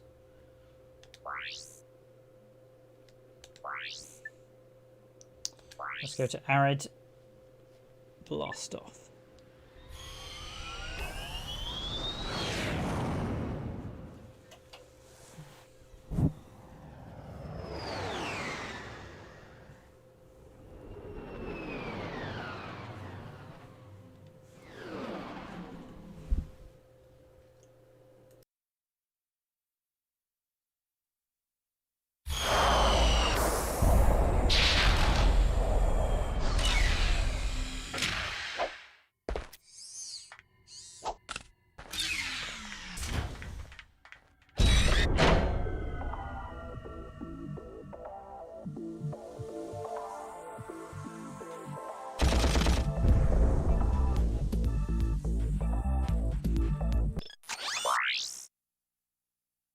Hi there, Fuzzball.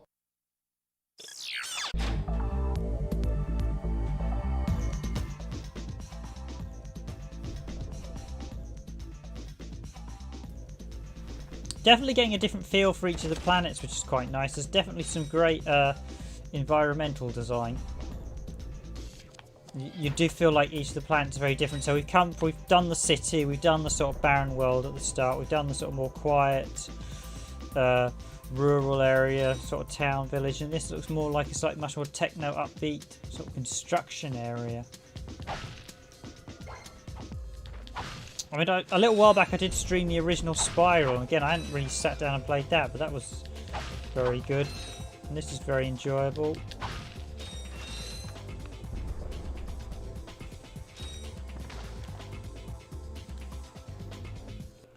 Okay, so you can't stand on the mud.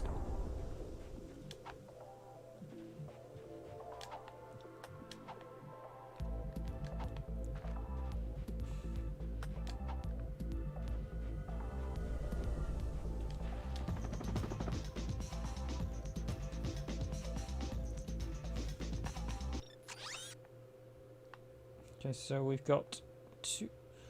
Let's head in here first. What's this?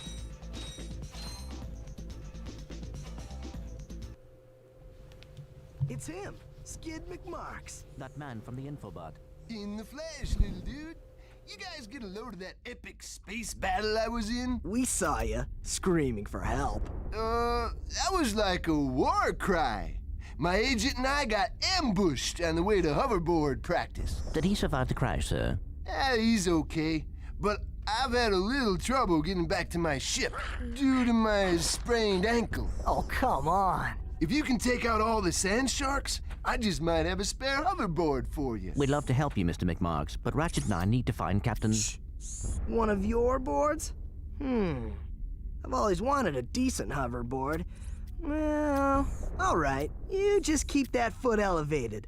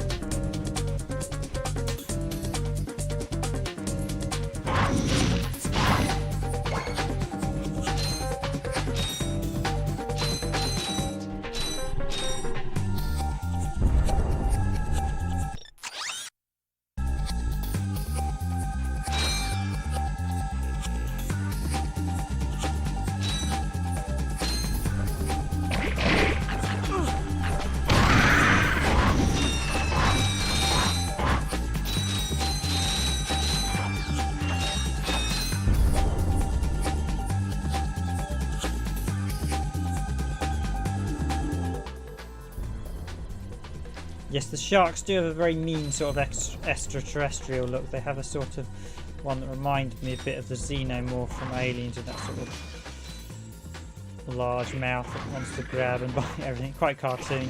I do like the cartoon visuals of everything in this.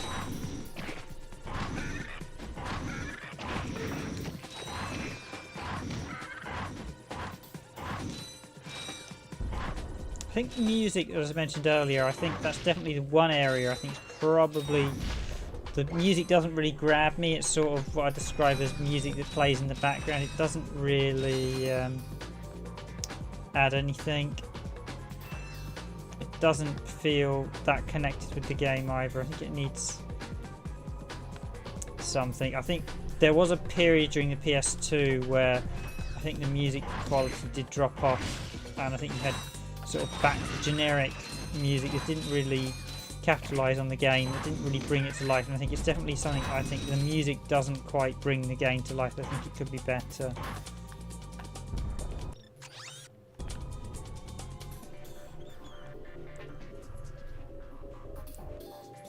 Sound mixing could be slightly better as well.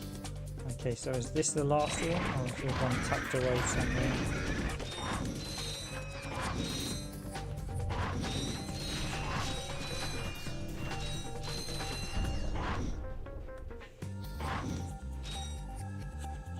Let's hope this hasn't glitched.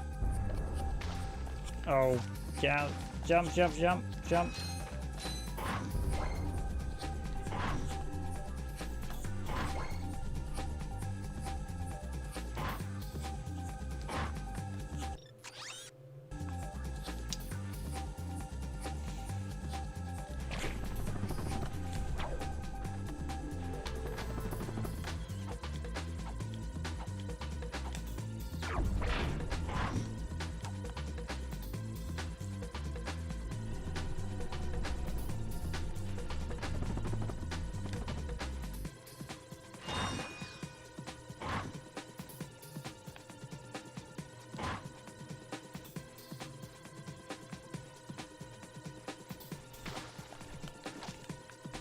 Why am I getting a distinctly sinking feeling, the fact I've only got one left to beat and it's still not showing up?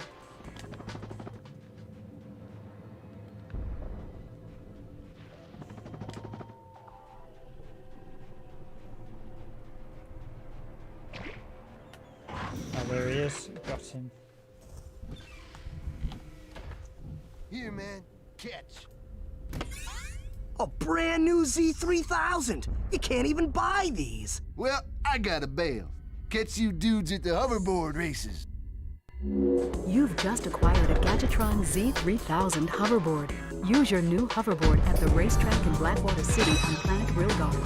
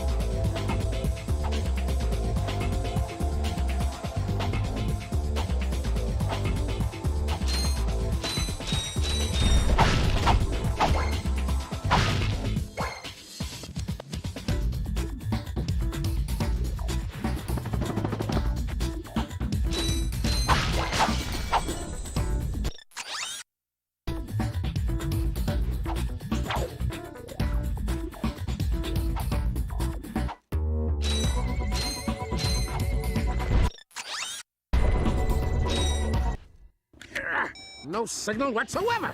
This downtime is killing me. Do you need medical attention, sir? Don't be so literal, son. The problem is I'm stranded on this backwater planet and my star client is nowhere to be found. Hey, we saw you on that infobot. You're Skid's agent. Was Skid's agent. Haven't seen him since our ship crashed. And an agent without a client is like a flea without a dog. Say, you look like an athletic kid. If you can bring back the championship prize from the hoverboard races in Blackwater City, I'll make you my next star. We have no time for trivial matters, sir.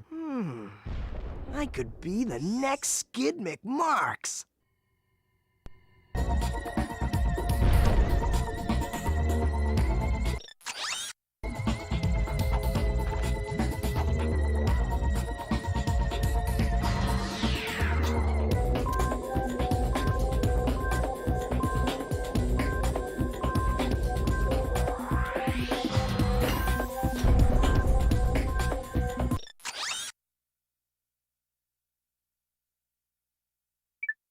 Mayday, mayday! This is the...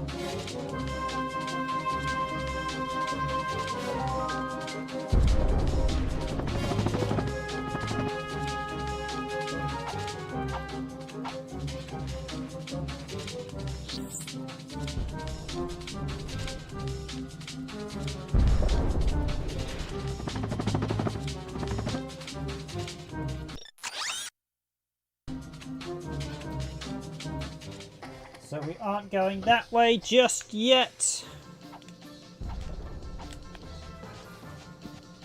Actually, good thing I did get the helicopter pad before coming to this one. Don't even able to get to the agent either, so probably a good idea to... Come on, come on. No.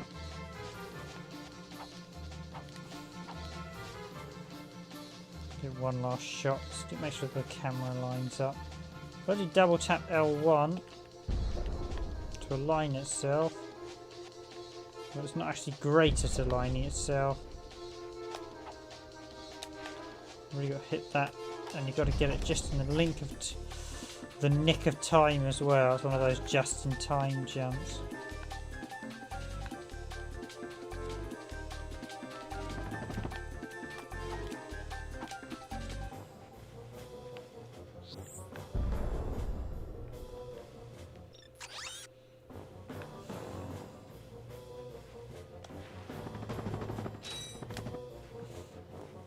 Well, I managed to get a...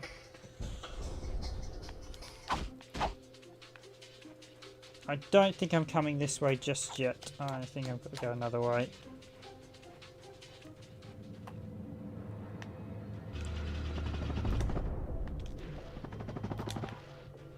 We've got the hoverboard, we've got the agent's contract site.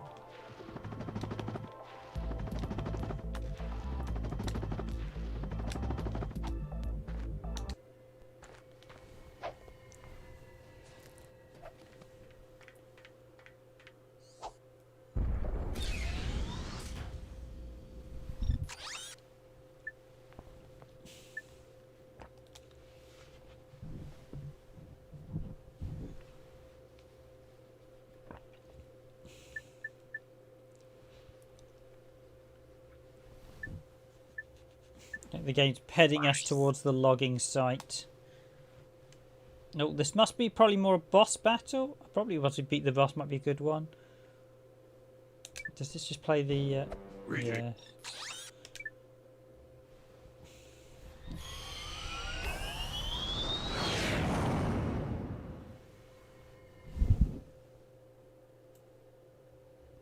Thank you to everyone who's hit that like button on the stream very much. Quite lovely. That should just about do it. Commander, we are finished with this world. Commence towing our planet to its next destination. Lieutenant! Yes, sir. You have fulfilled your tree quota. Barely. We are ready to return to base. Not so fast, Lieutenant. Just because we don't need any more trees doesn't mean they should have them. Destroy everything.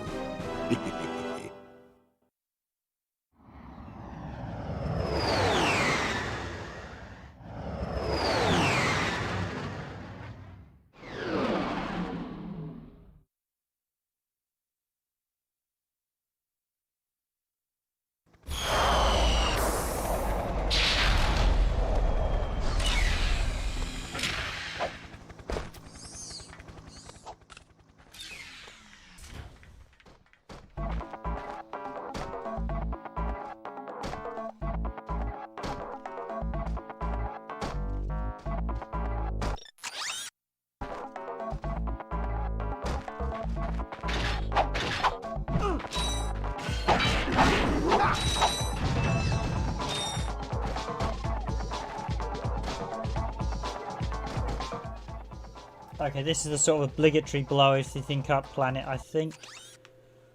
Yeah, I'm guessing it's a boss matey as well. Let's just smash everything as we go.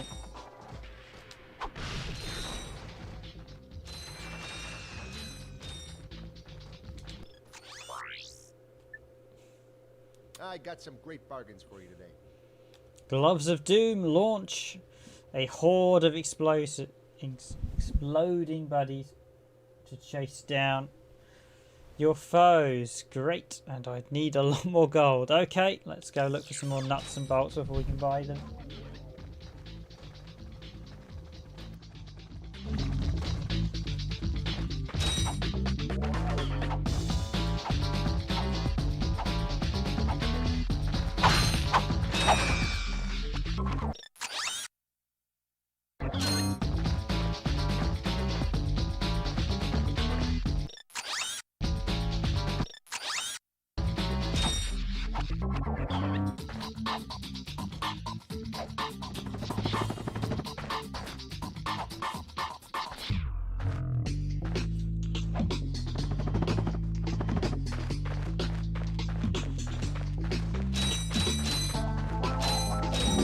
You'll need a Gadgetron trespasser to get past this security door.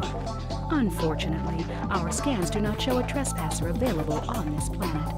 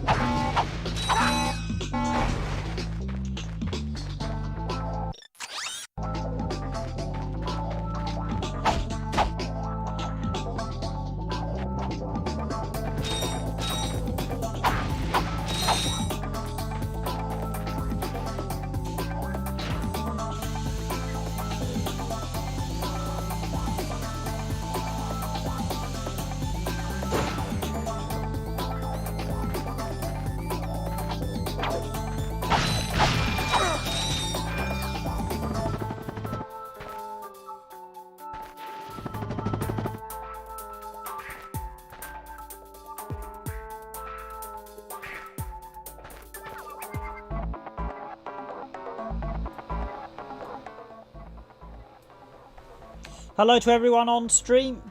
I know we've got a few people viewing, so I just wanted to say hi again. This is Ratchet and Clank on the PlayStation 2. This is the original PlayStation 2 version. It is actually included in the PS3 HD trilogy. I'm actually playing this. This is the PAL version running at 60 Hz. It does actually have a 60 Hz option in the menu, as I discovered before I started. I didn't think it did actually. I thought this was one of those early Sony games that didn't, but it actually did, which is nice.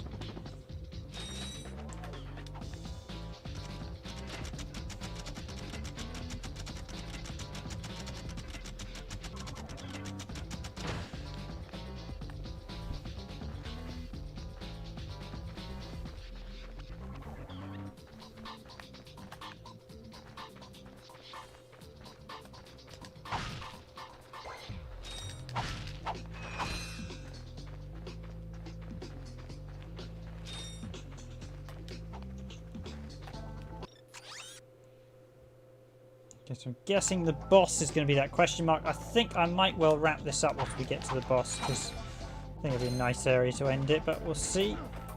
Got people on stream. Appreciate all the likes from everyone. That's always nice to see. Glad you're enjoying this as always.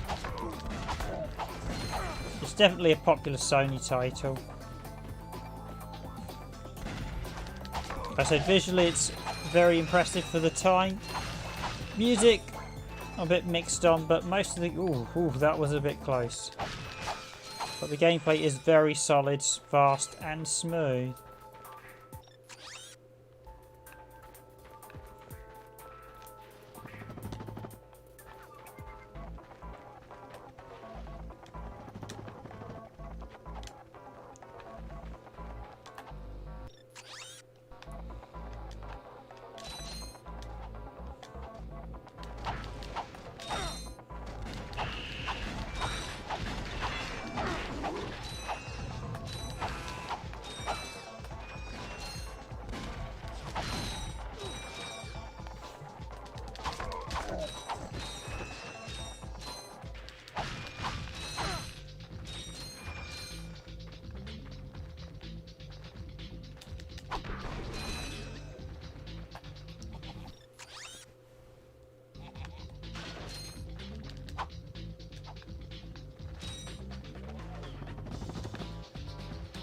Just wondering, it looks like there might be a platform around there. Could I make the jump to get it?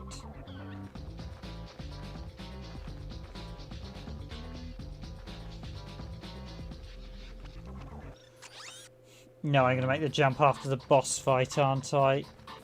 Or whatever comes later.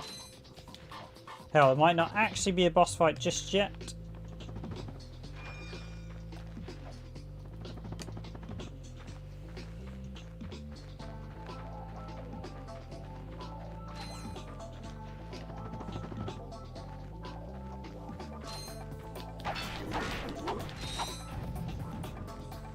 I actually need some health at the minute.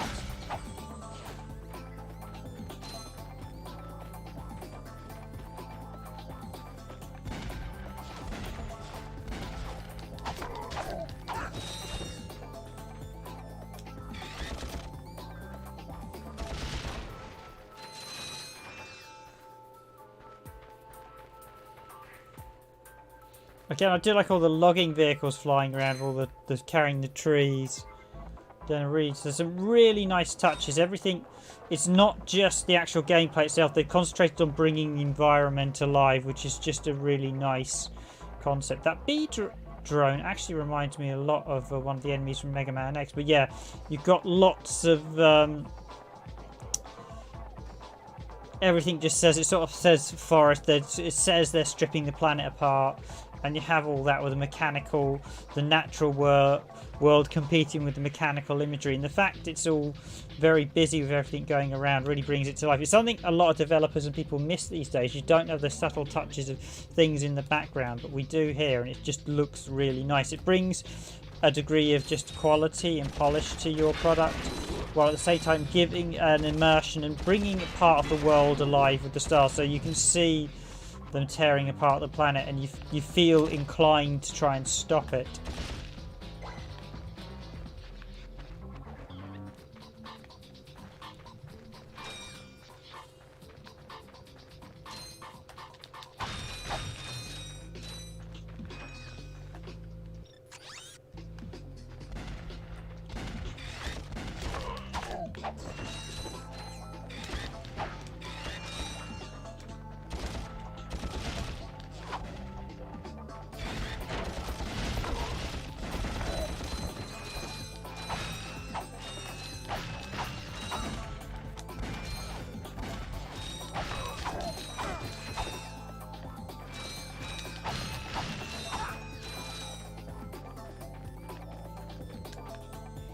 I mean, I quite like the way that they change it. This one, your character's clearly sort of almost idolised Captain Quark, and they.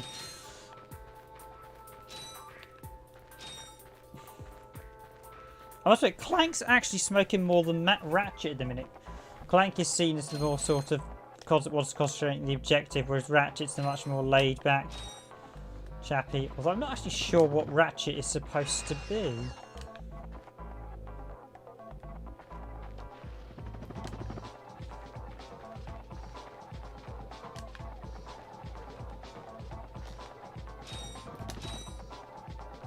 There are a few collectibles. I would say it'd be nice if it was a bit more sort of hidden extras and stuff. It seems to be buy the weapons and look for the golden screws. And at the minute I don't feel it's worth me sort of really searching for the golden screws because I think I need all the upgrades.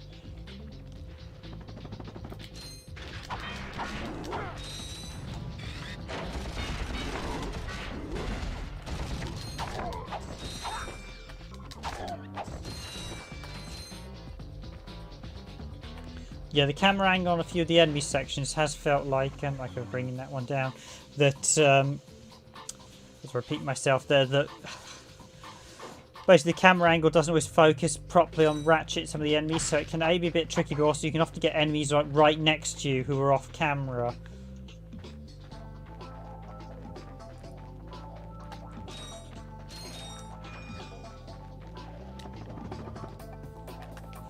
I do feel the camera perhaps could have done with a little bit of work in this one, but I assume the later games definitely fixed it. Well, like they do, they're much more further out in the later games. I think widescreen definitely actually helped 3D games, whereas 2D games it doesn't really benefit that much other than beginning widescreen 3D camera environment. I think it's definitely gives a much better depth of perception because in a 3D game, you're relying on your depth of perception, something you don't normally rely on in your 2D game because everything's flat.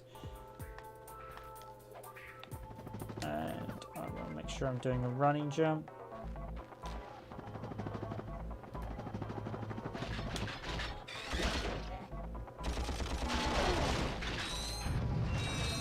Okay, that was actually like the Indiana Jones moment. Is it in Last Crusade with the guy with the sword and then he just pulls out the gun? I was like, okay, this could get hectic, and just blew up the barrels next to him.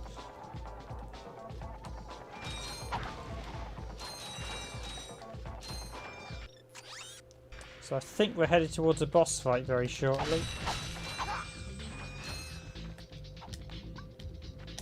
I'm not really, as I said, I'm not really looking for the golden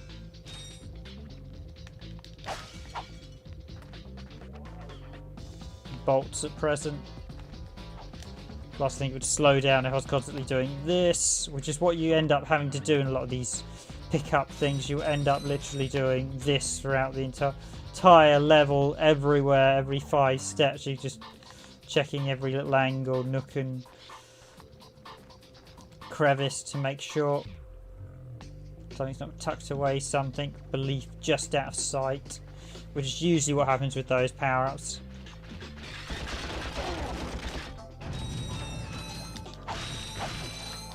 Okay, lots of health power-ups here, so I'm guessing we are headed towards a boss.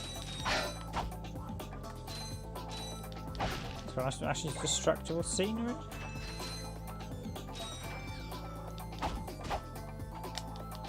We've not actually had too much destructible scenery. Is there a reason we can damage them? Or is that just like a one-off hit thing? 8,000. I can actually buy that new gun from here.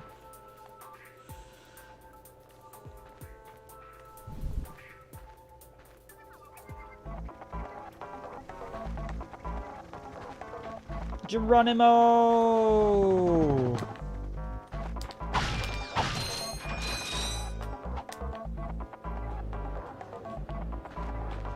I think they've put too much green lighting. It feels like there's a green light in this stage.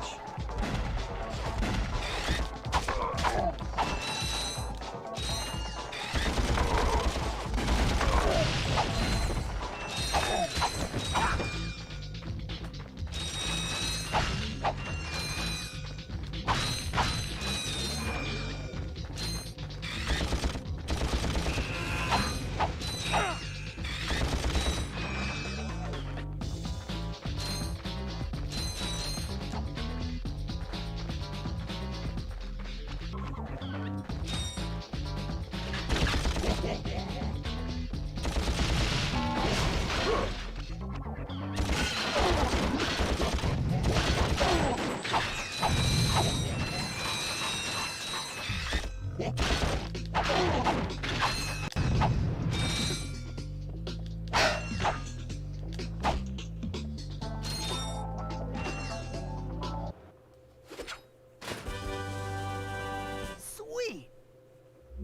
Gadgetron's suck cannon can vacuum up multiple enemies, then fire them out as high-caliber missiles. Caution, enemies must be small enough to fit inside the barrel.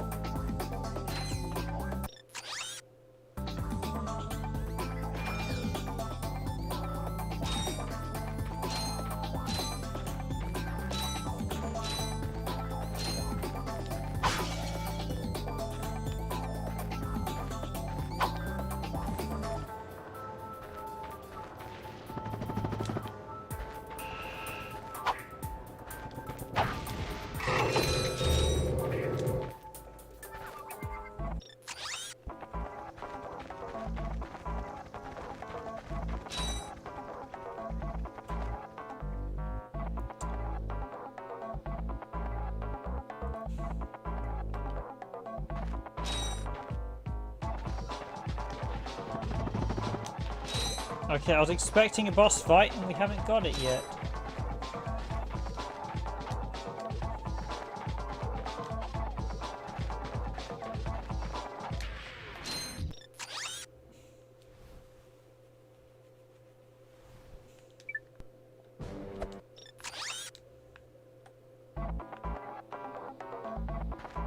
And that door won't let me open it, will it? I obviously got...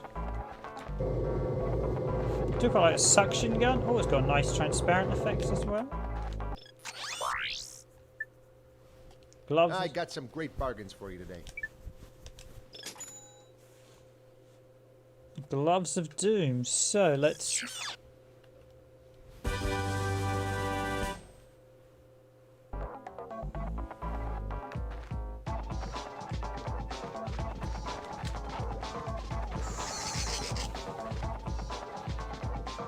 Well, nice, we can throw out little robotic buddies to help us now. Okay.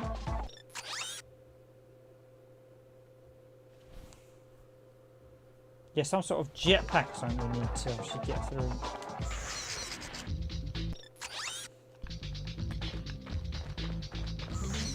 Okay, where am I headed next then? Do I need to speak to the snowboarding chap again?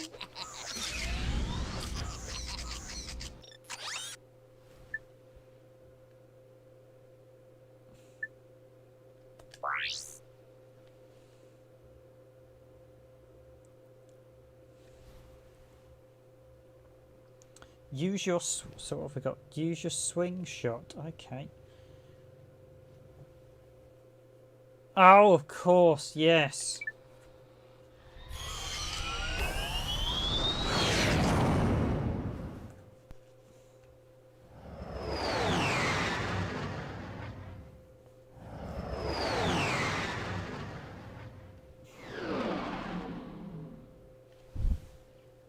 Yes, that bit earlier. I should have used the swing shot.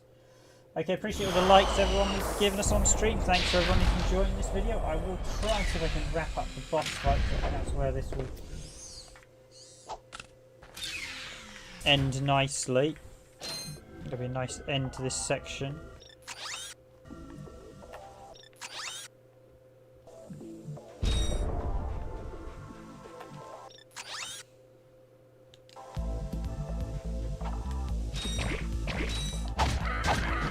Enemies do return, so you can farm them as well.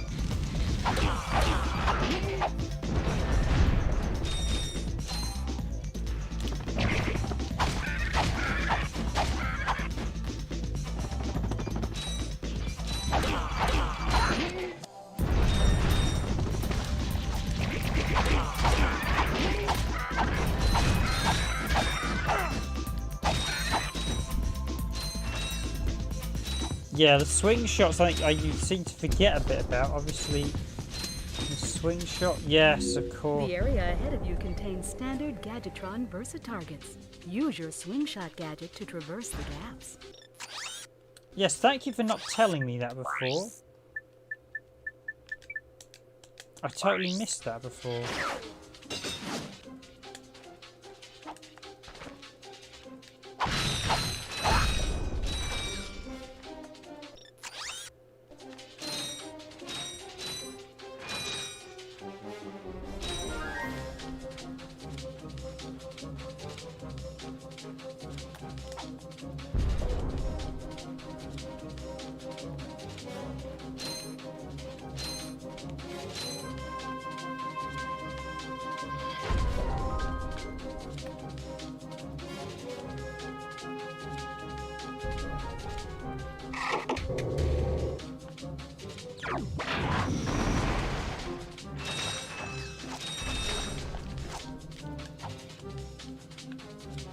Okay, so there's some tar in there. We don't want to go in there.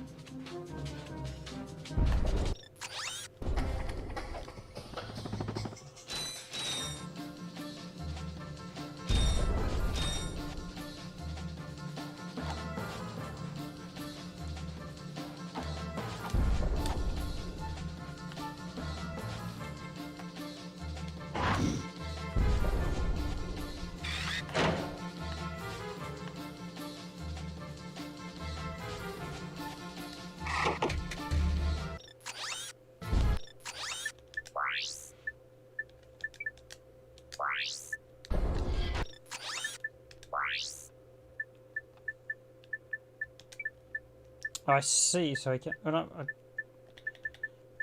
see, so we do actually have a limited space for the number of items we've got, so. And away we go. Okay, so that's grappling automatic if you hold circle.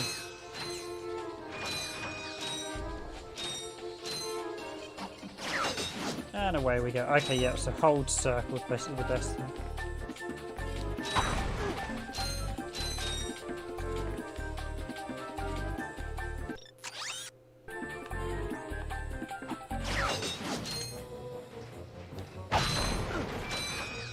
I should actually use the throw ability of that.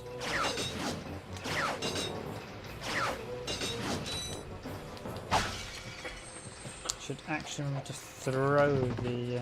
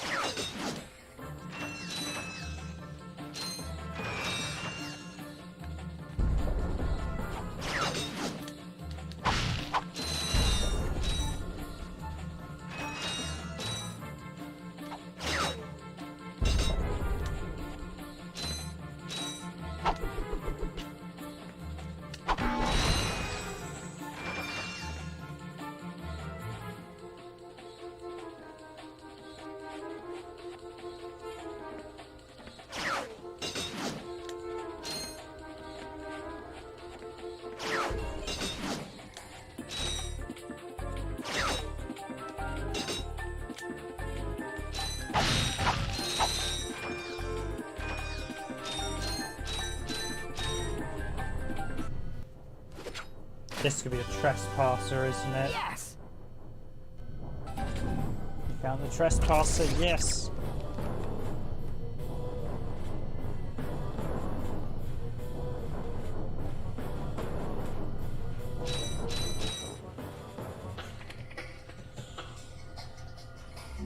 Lasers are mounted on each ring of the Invincilock. Aim the lasers at the receptors on the outside ring to turn them green. All receptors must be green before the Invincilock will open.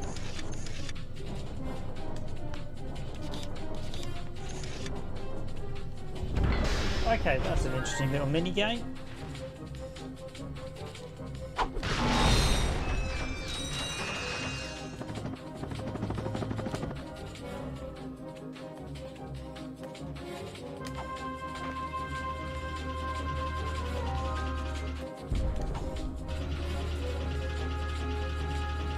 Yeah, so once you seem to get to areas, you can retraverse them, it seems quite a bit. I'm just wondering why you would... Not a gold bolt round here.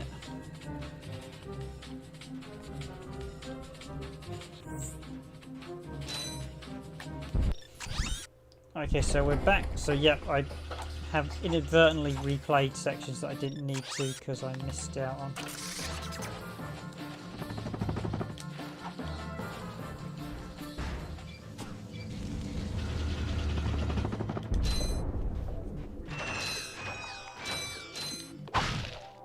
Oh well, it's all good loot, as they say.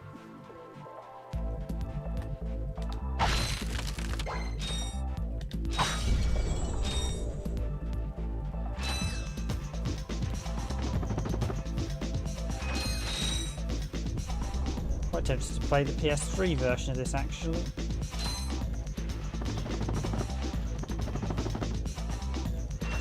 Although I remember the downside is these weren't widescreen.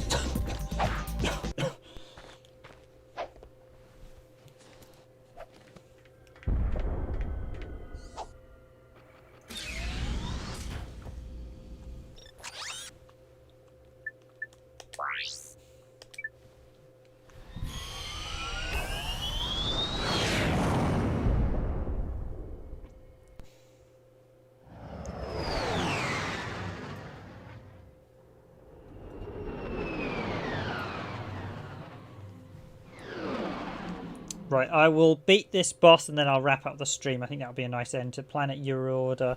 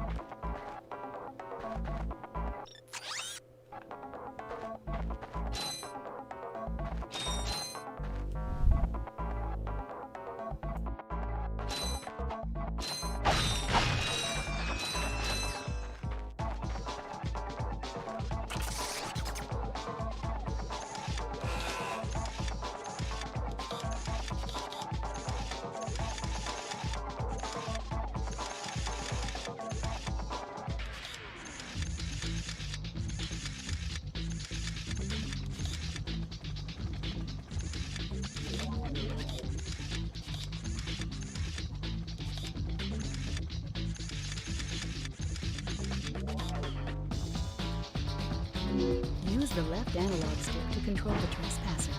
Push up and down to select which ring is active. Push left and right to rotate the ring.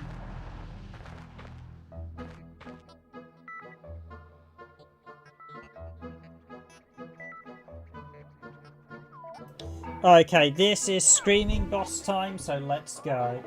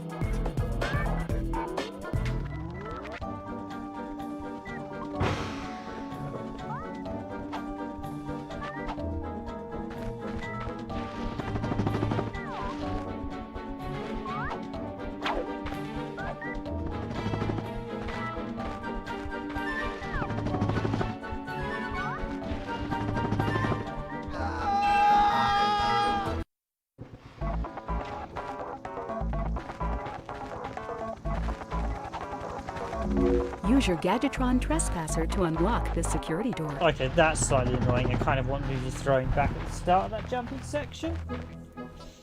Right, here goes.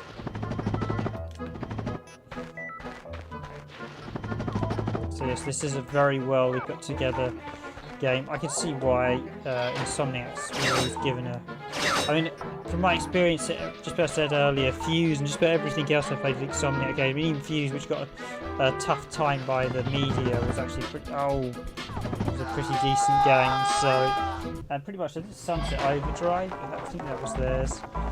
They've done a lot. Basically, it's Insomniac Games are one of those few developers where I'd say pretty much everything they've done is a stamp of quality, to unlock the security door,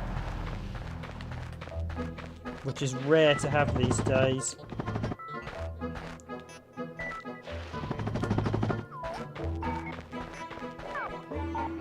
Blizzard had it, but I think they kind of let it slide. Some of the more recent games, Diablo 3, all the horrible microtransactions, StarCraft 2, which was just really not a patch on the original game. I think Blizzard are definitely chasing diminishing returns these days with their games. I think basically I think Blizzard are a company that spent so much time in World of Warcraft they forgot how to make other games in the meantime.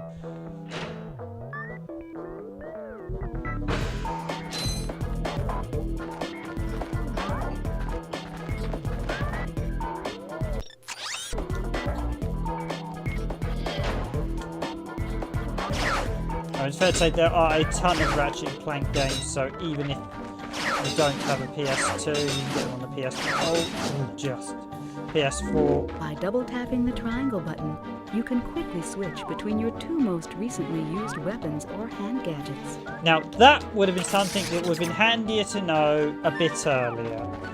So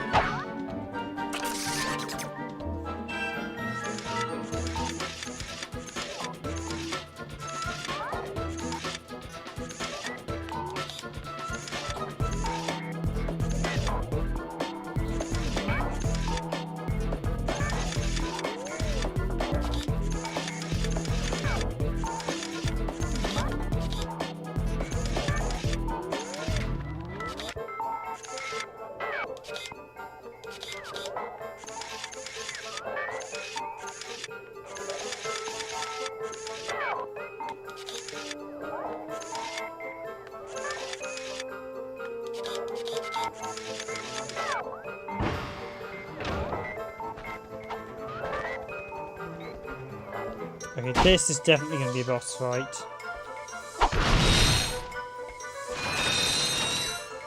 And here we go, ladies and gentlemen. I'll come off mic and let you listen to the dialogue.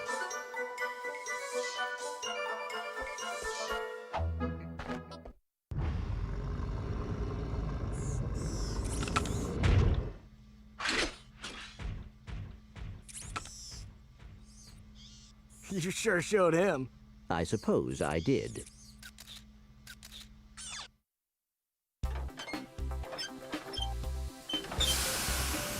Is your current occupation leaving a rotten taste in your mouth?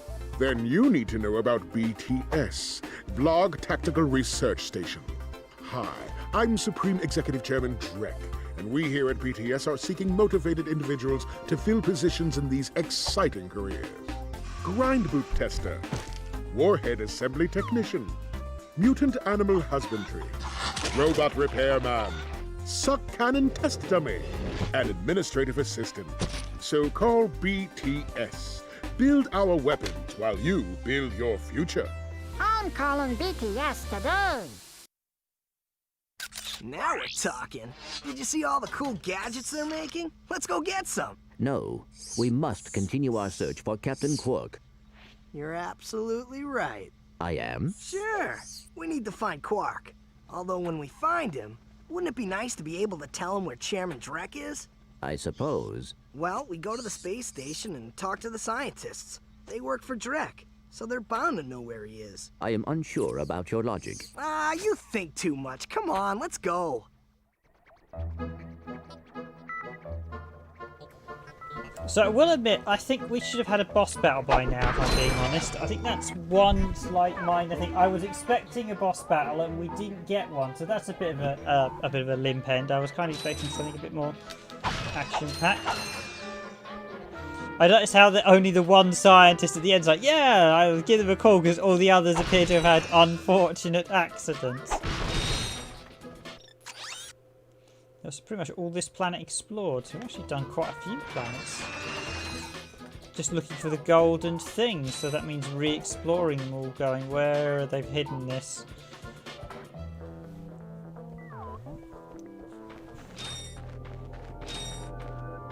So yeah, I will admit the golden screws are...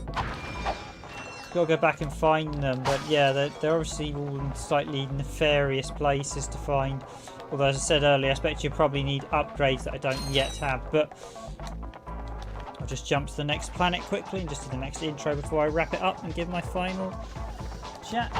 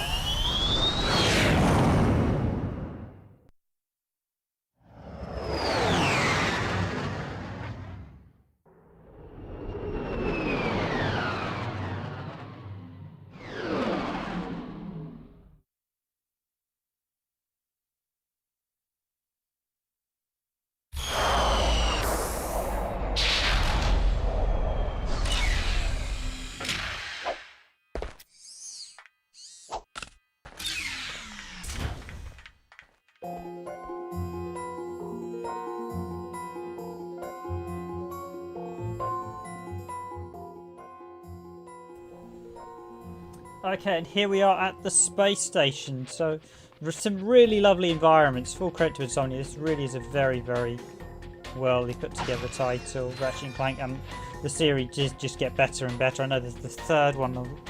Was it the fifth one or the fourth?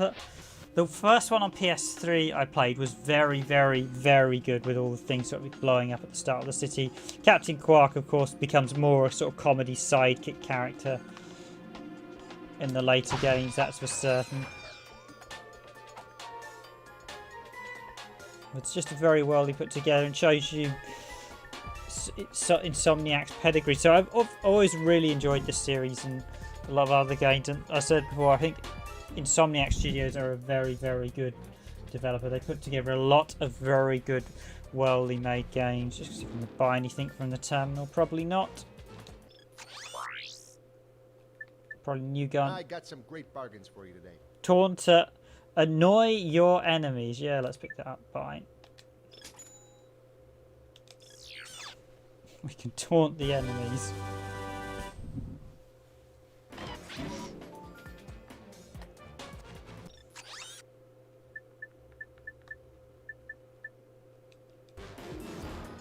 I think I actually need to change world in order to save it, don't I? That's another slightly quirky feature. There isn't a save option, so there probably should have been one. I think it just needs to auto-save whenever you move. So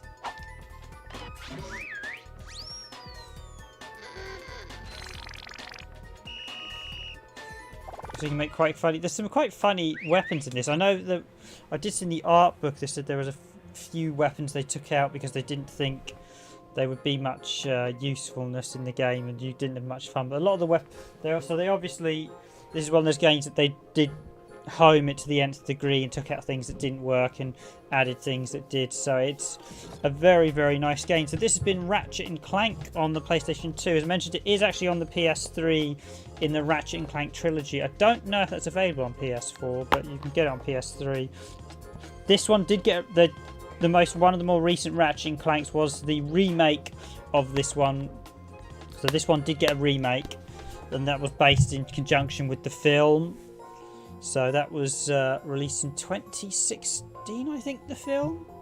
You can literally buy it for about a couple of quid off Amazon or any other web retailer, I should say. I've seen that. The sale, and if you want to see the film, I don't know how good it is. I should actually see it myself, see what it's like. Although generally game film adaptations of video games have never been good films. Purely because I don't think they really get decent writers and people involved in the projects.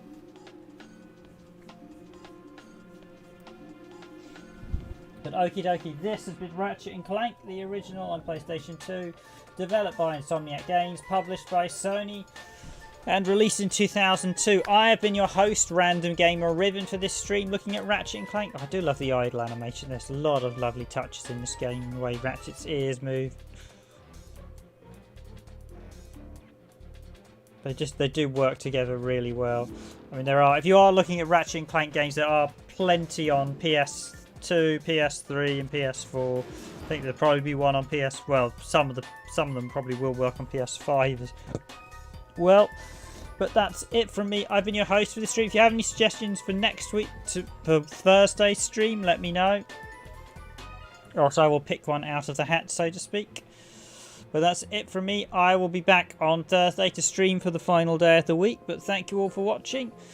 And I will see you all Thursday. I've been your host, Random Gamer Riven, and this has been the Randomised Gaming Weekday stream. So thank you all again for watching. Thank you very much if you watched this stream. If you liked it, please do consider hitting that like button if you're still on stream. Thanks to everyone who has already hit that like button. Very much appreciated. And of course, if you enjoy our content and want to keep following us, please do consider hitting the subscribe button. That's it from me. Good night, good afternoon, good morning, or good evening, wherever you are in the world. I'll see you all Thursday.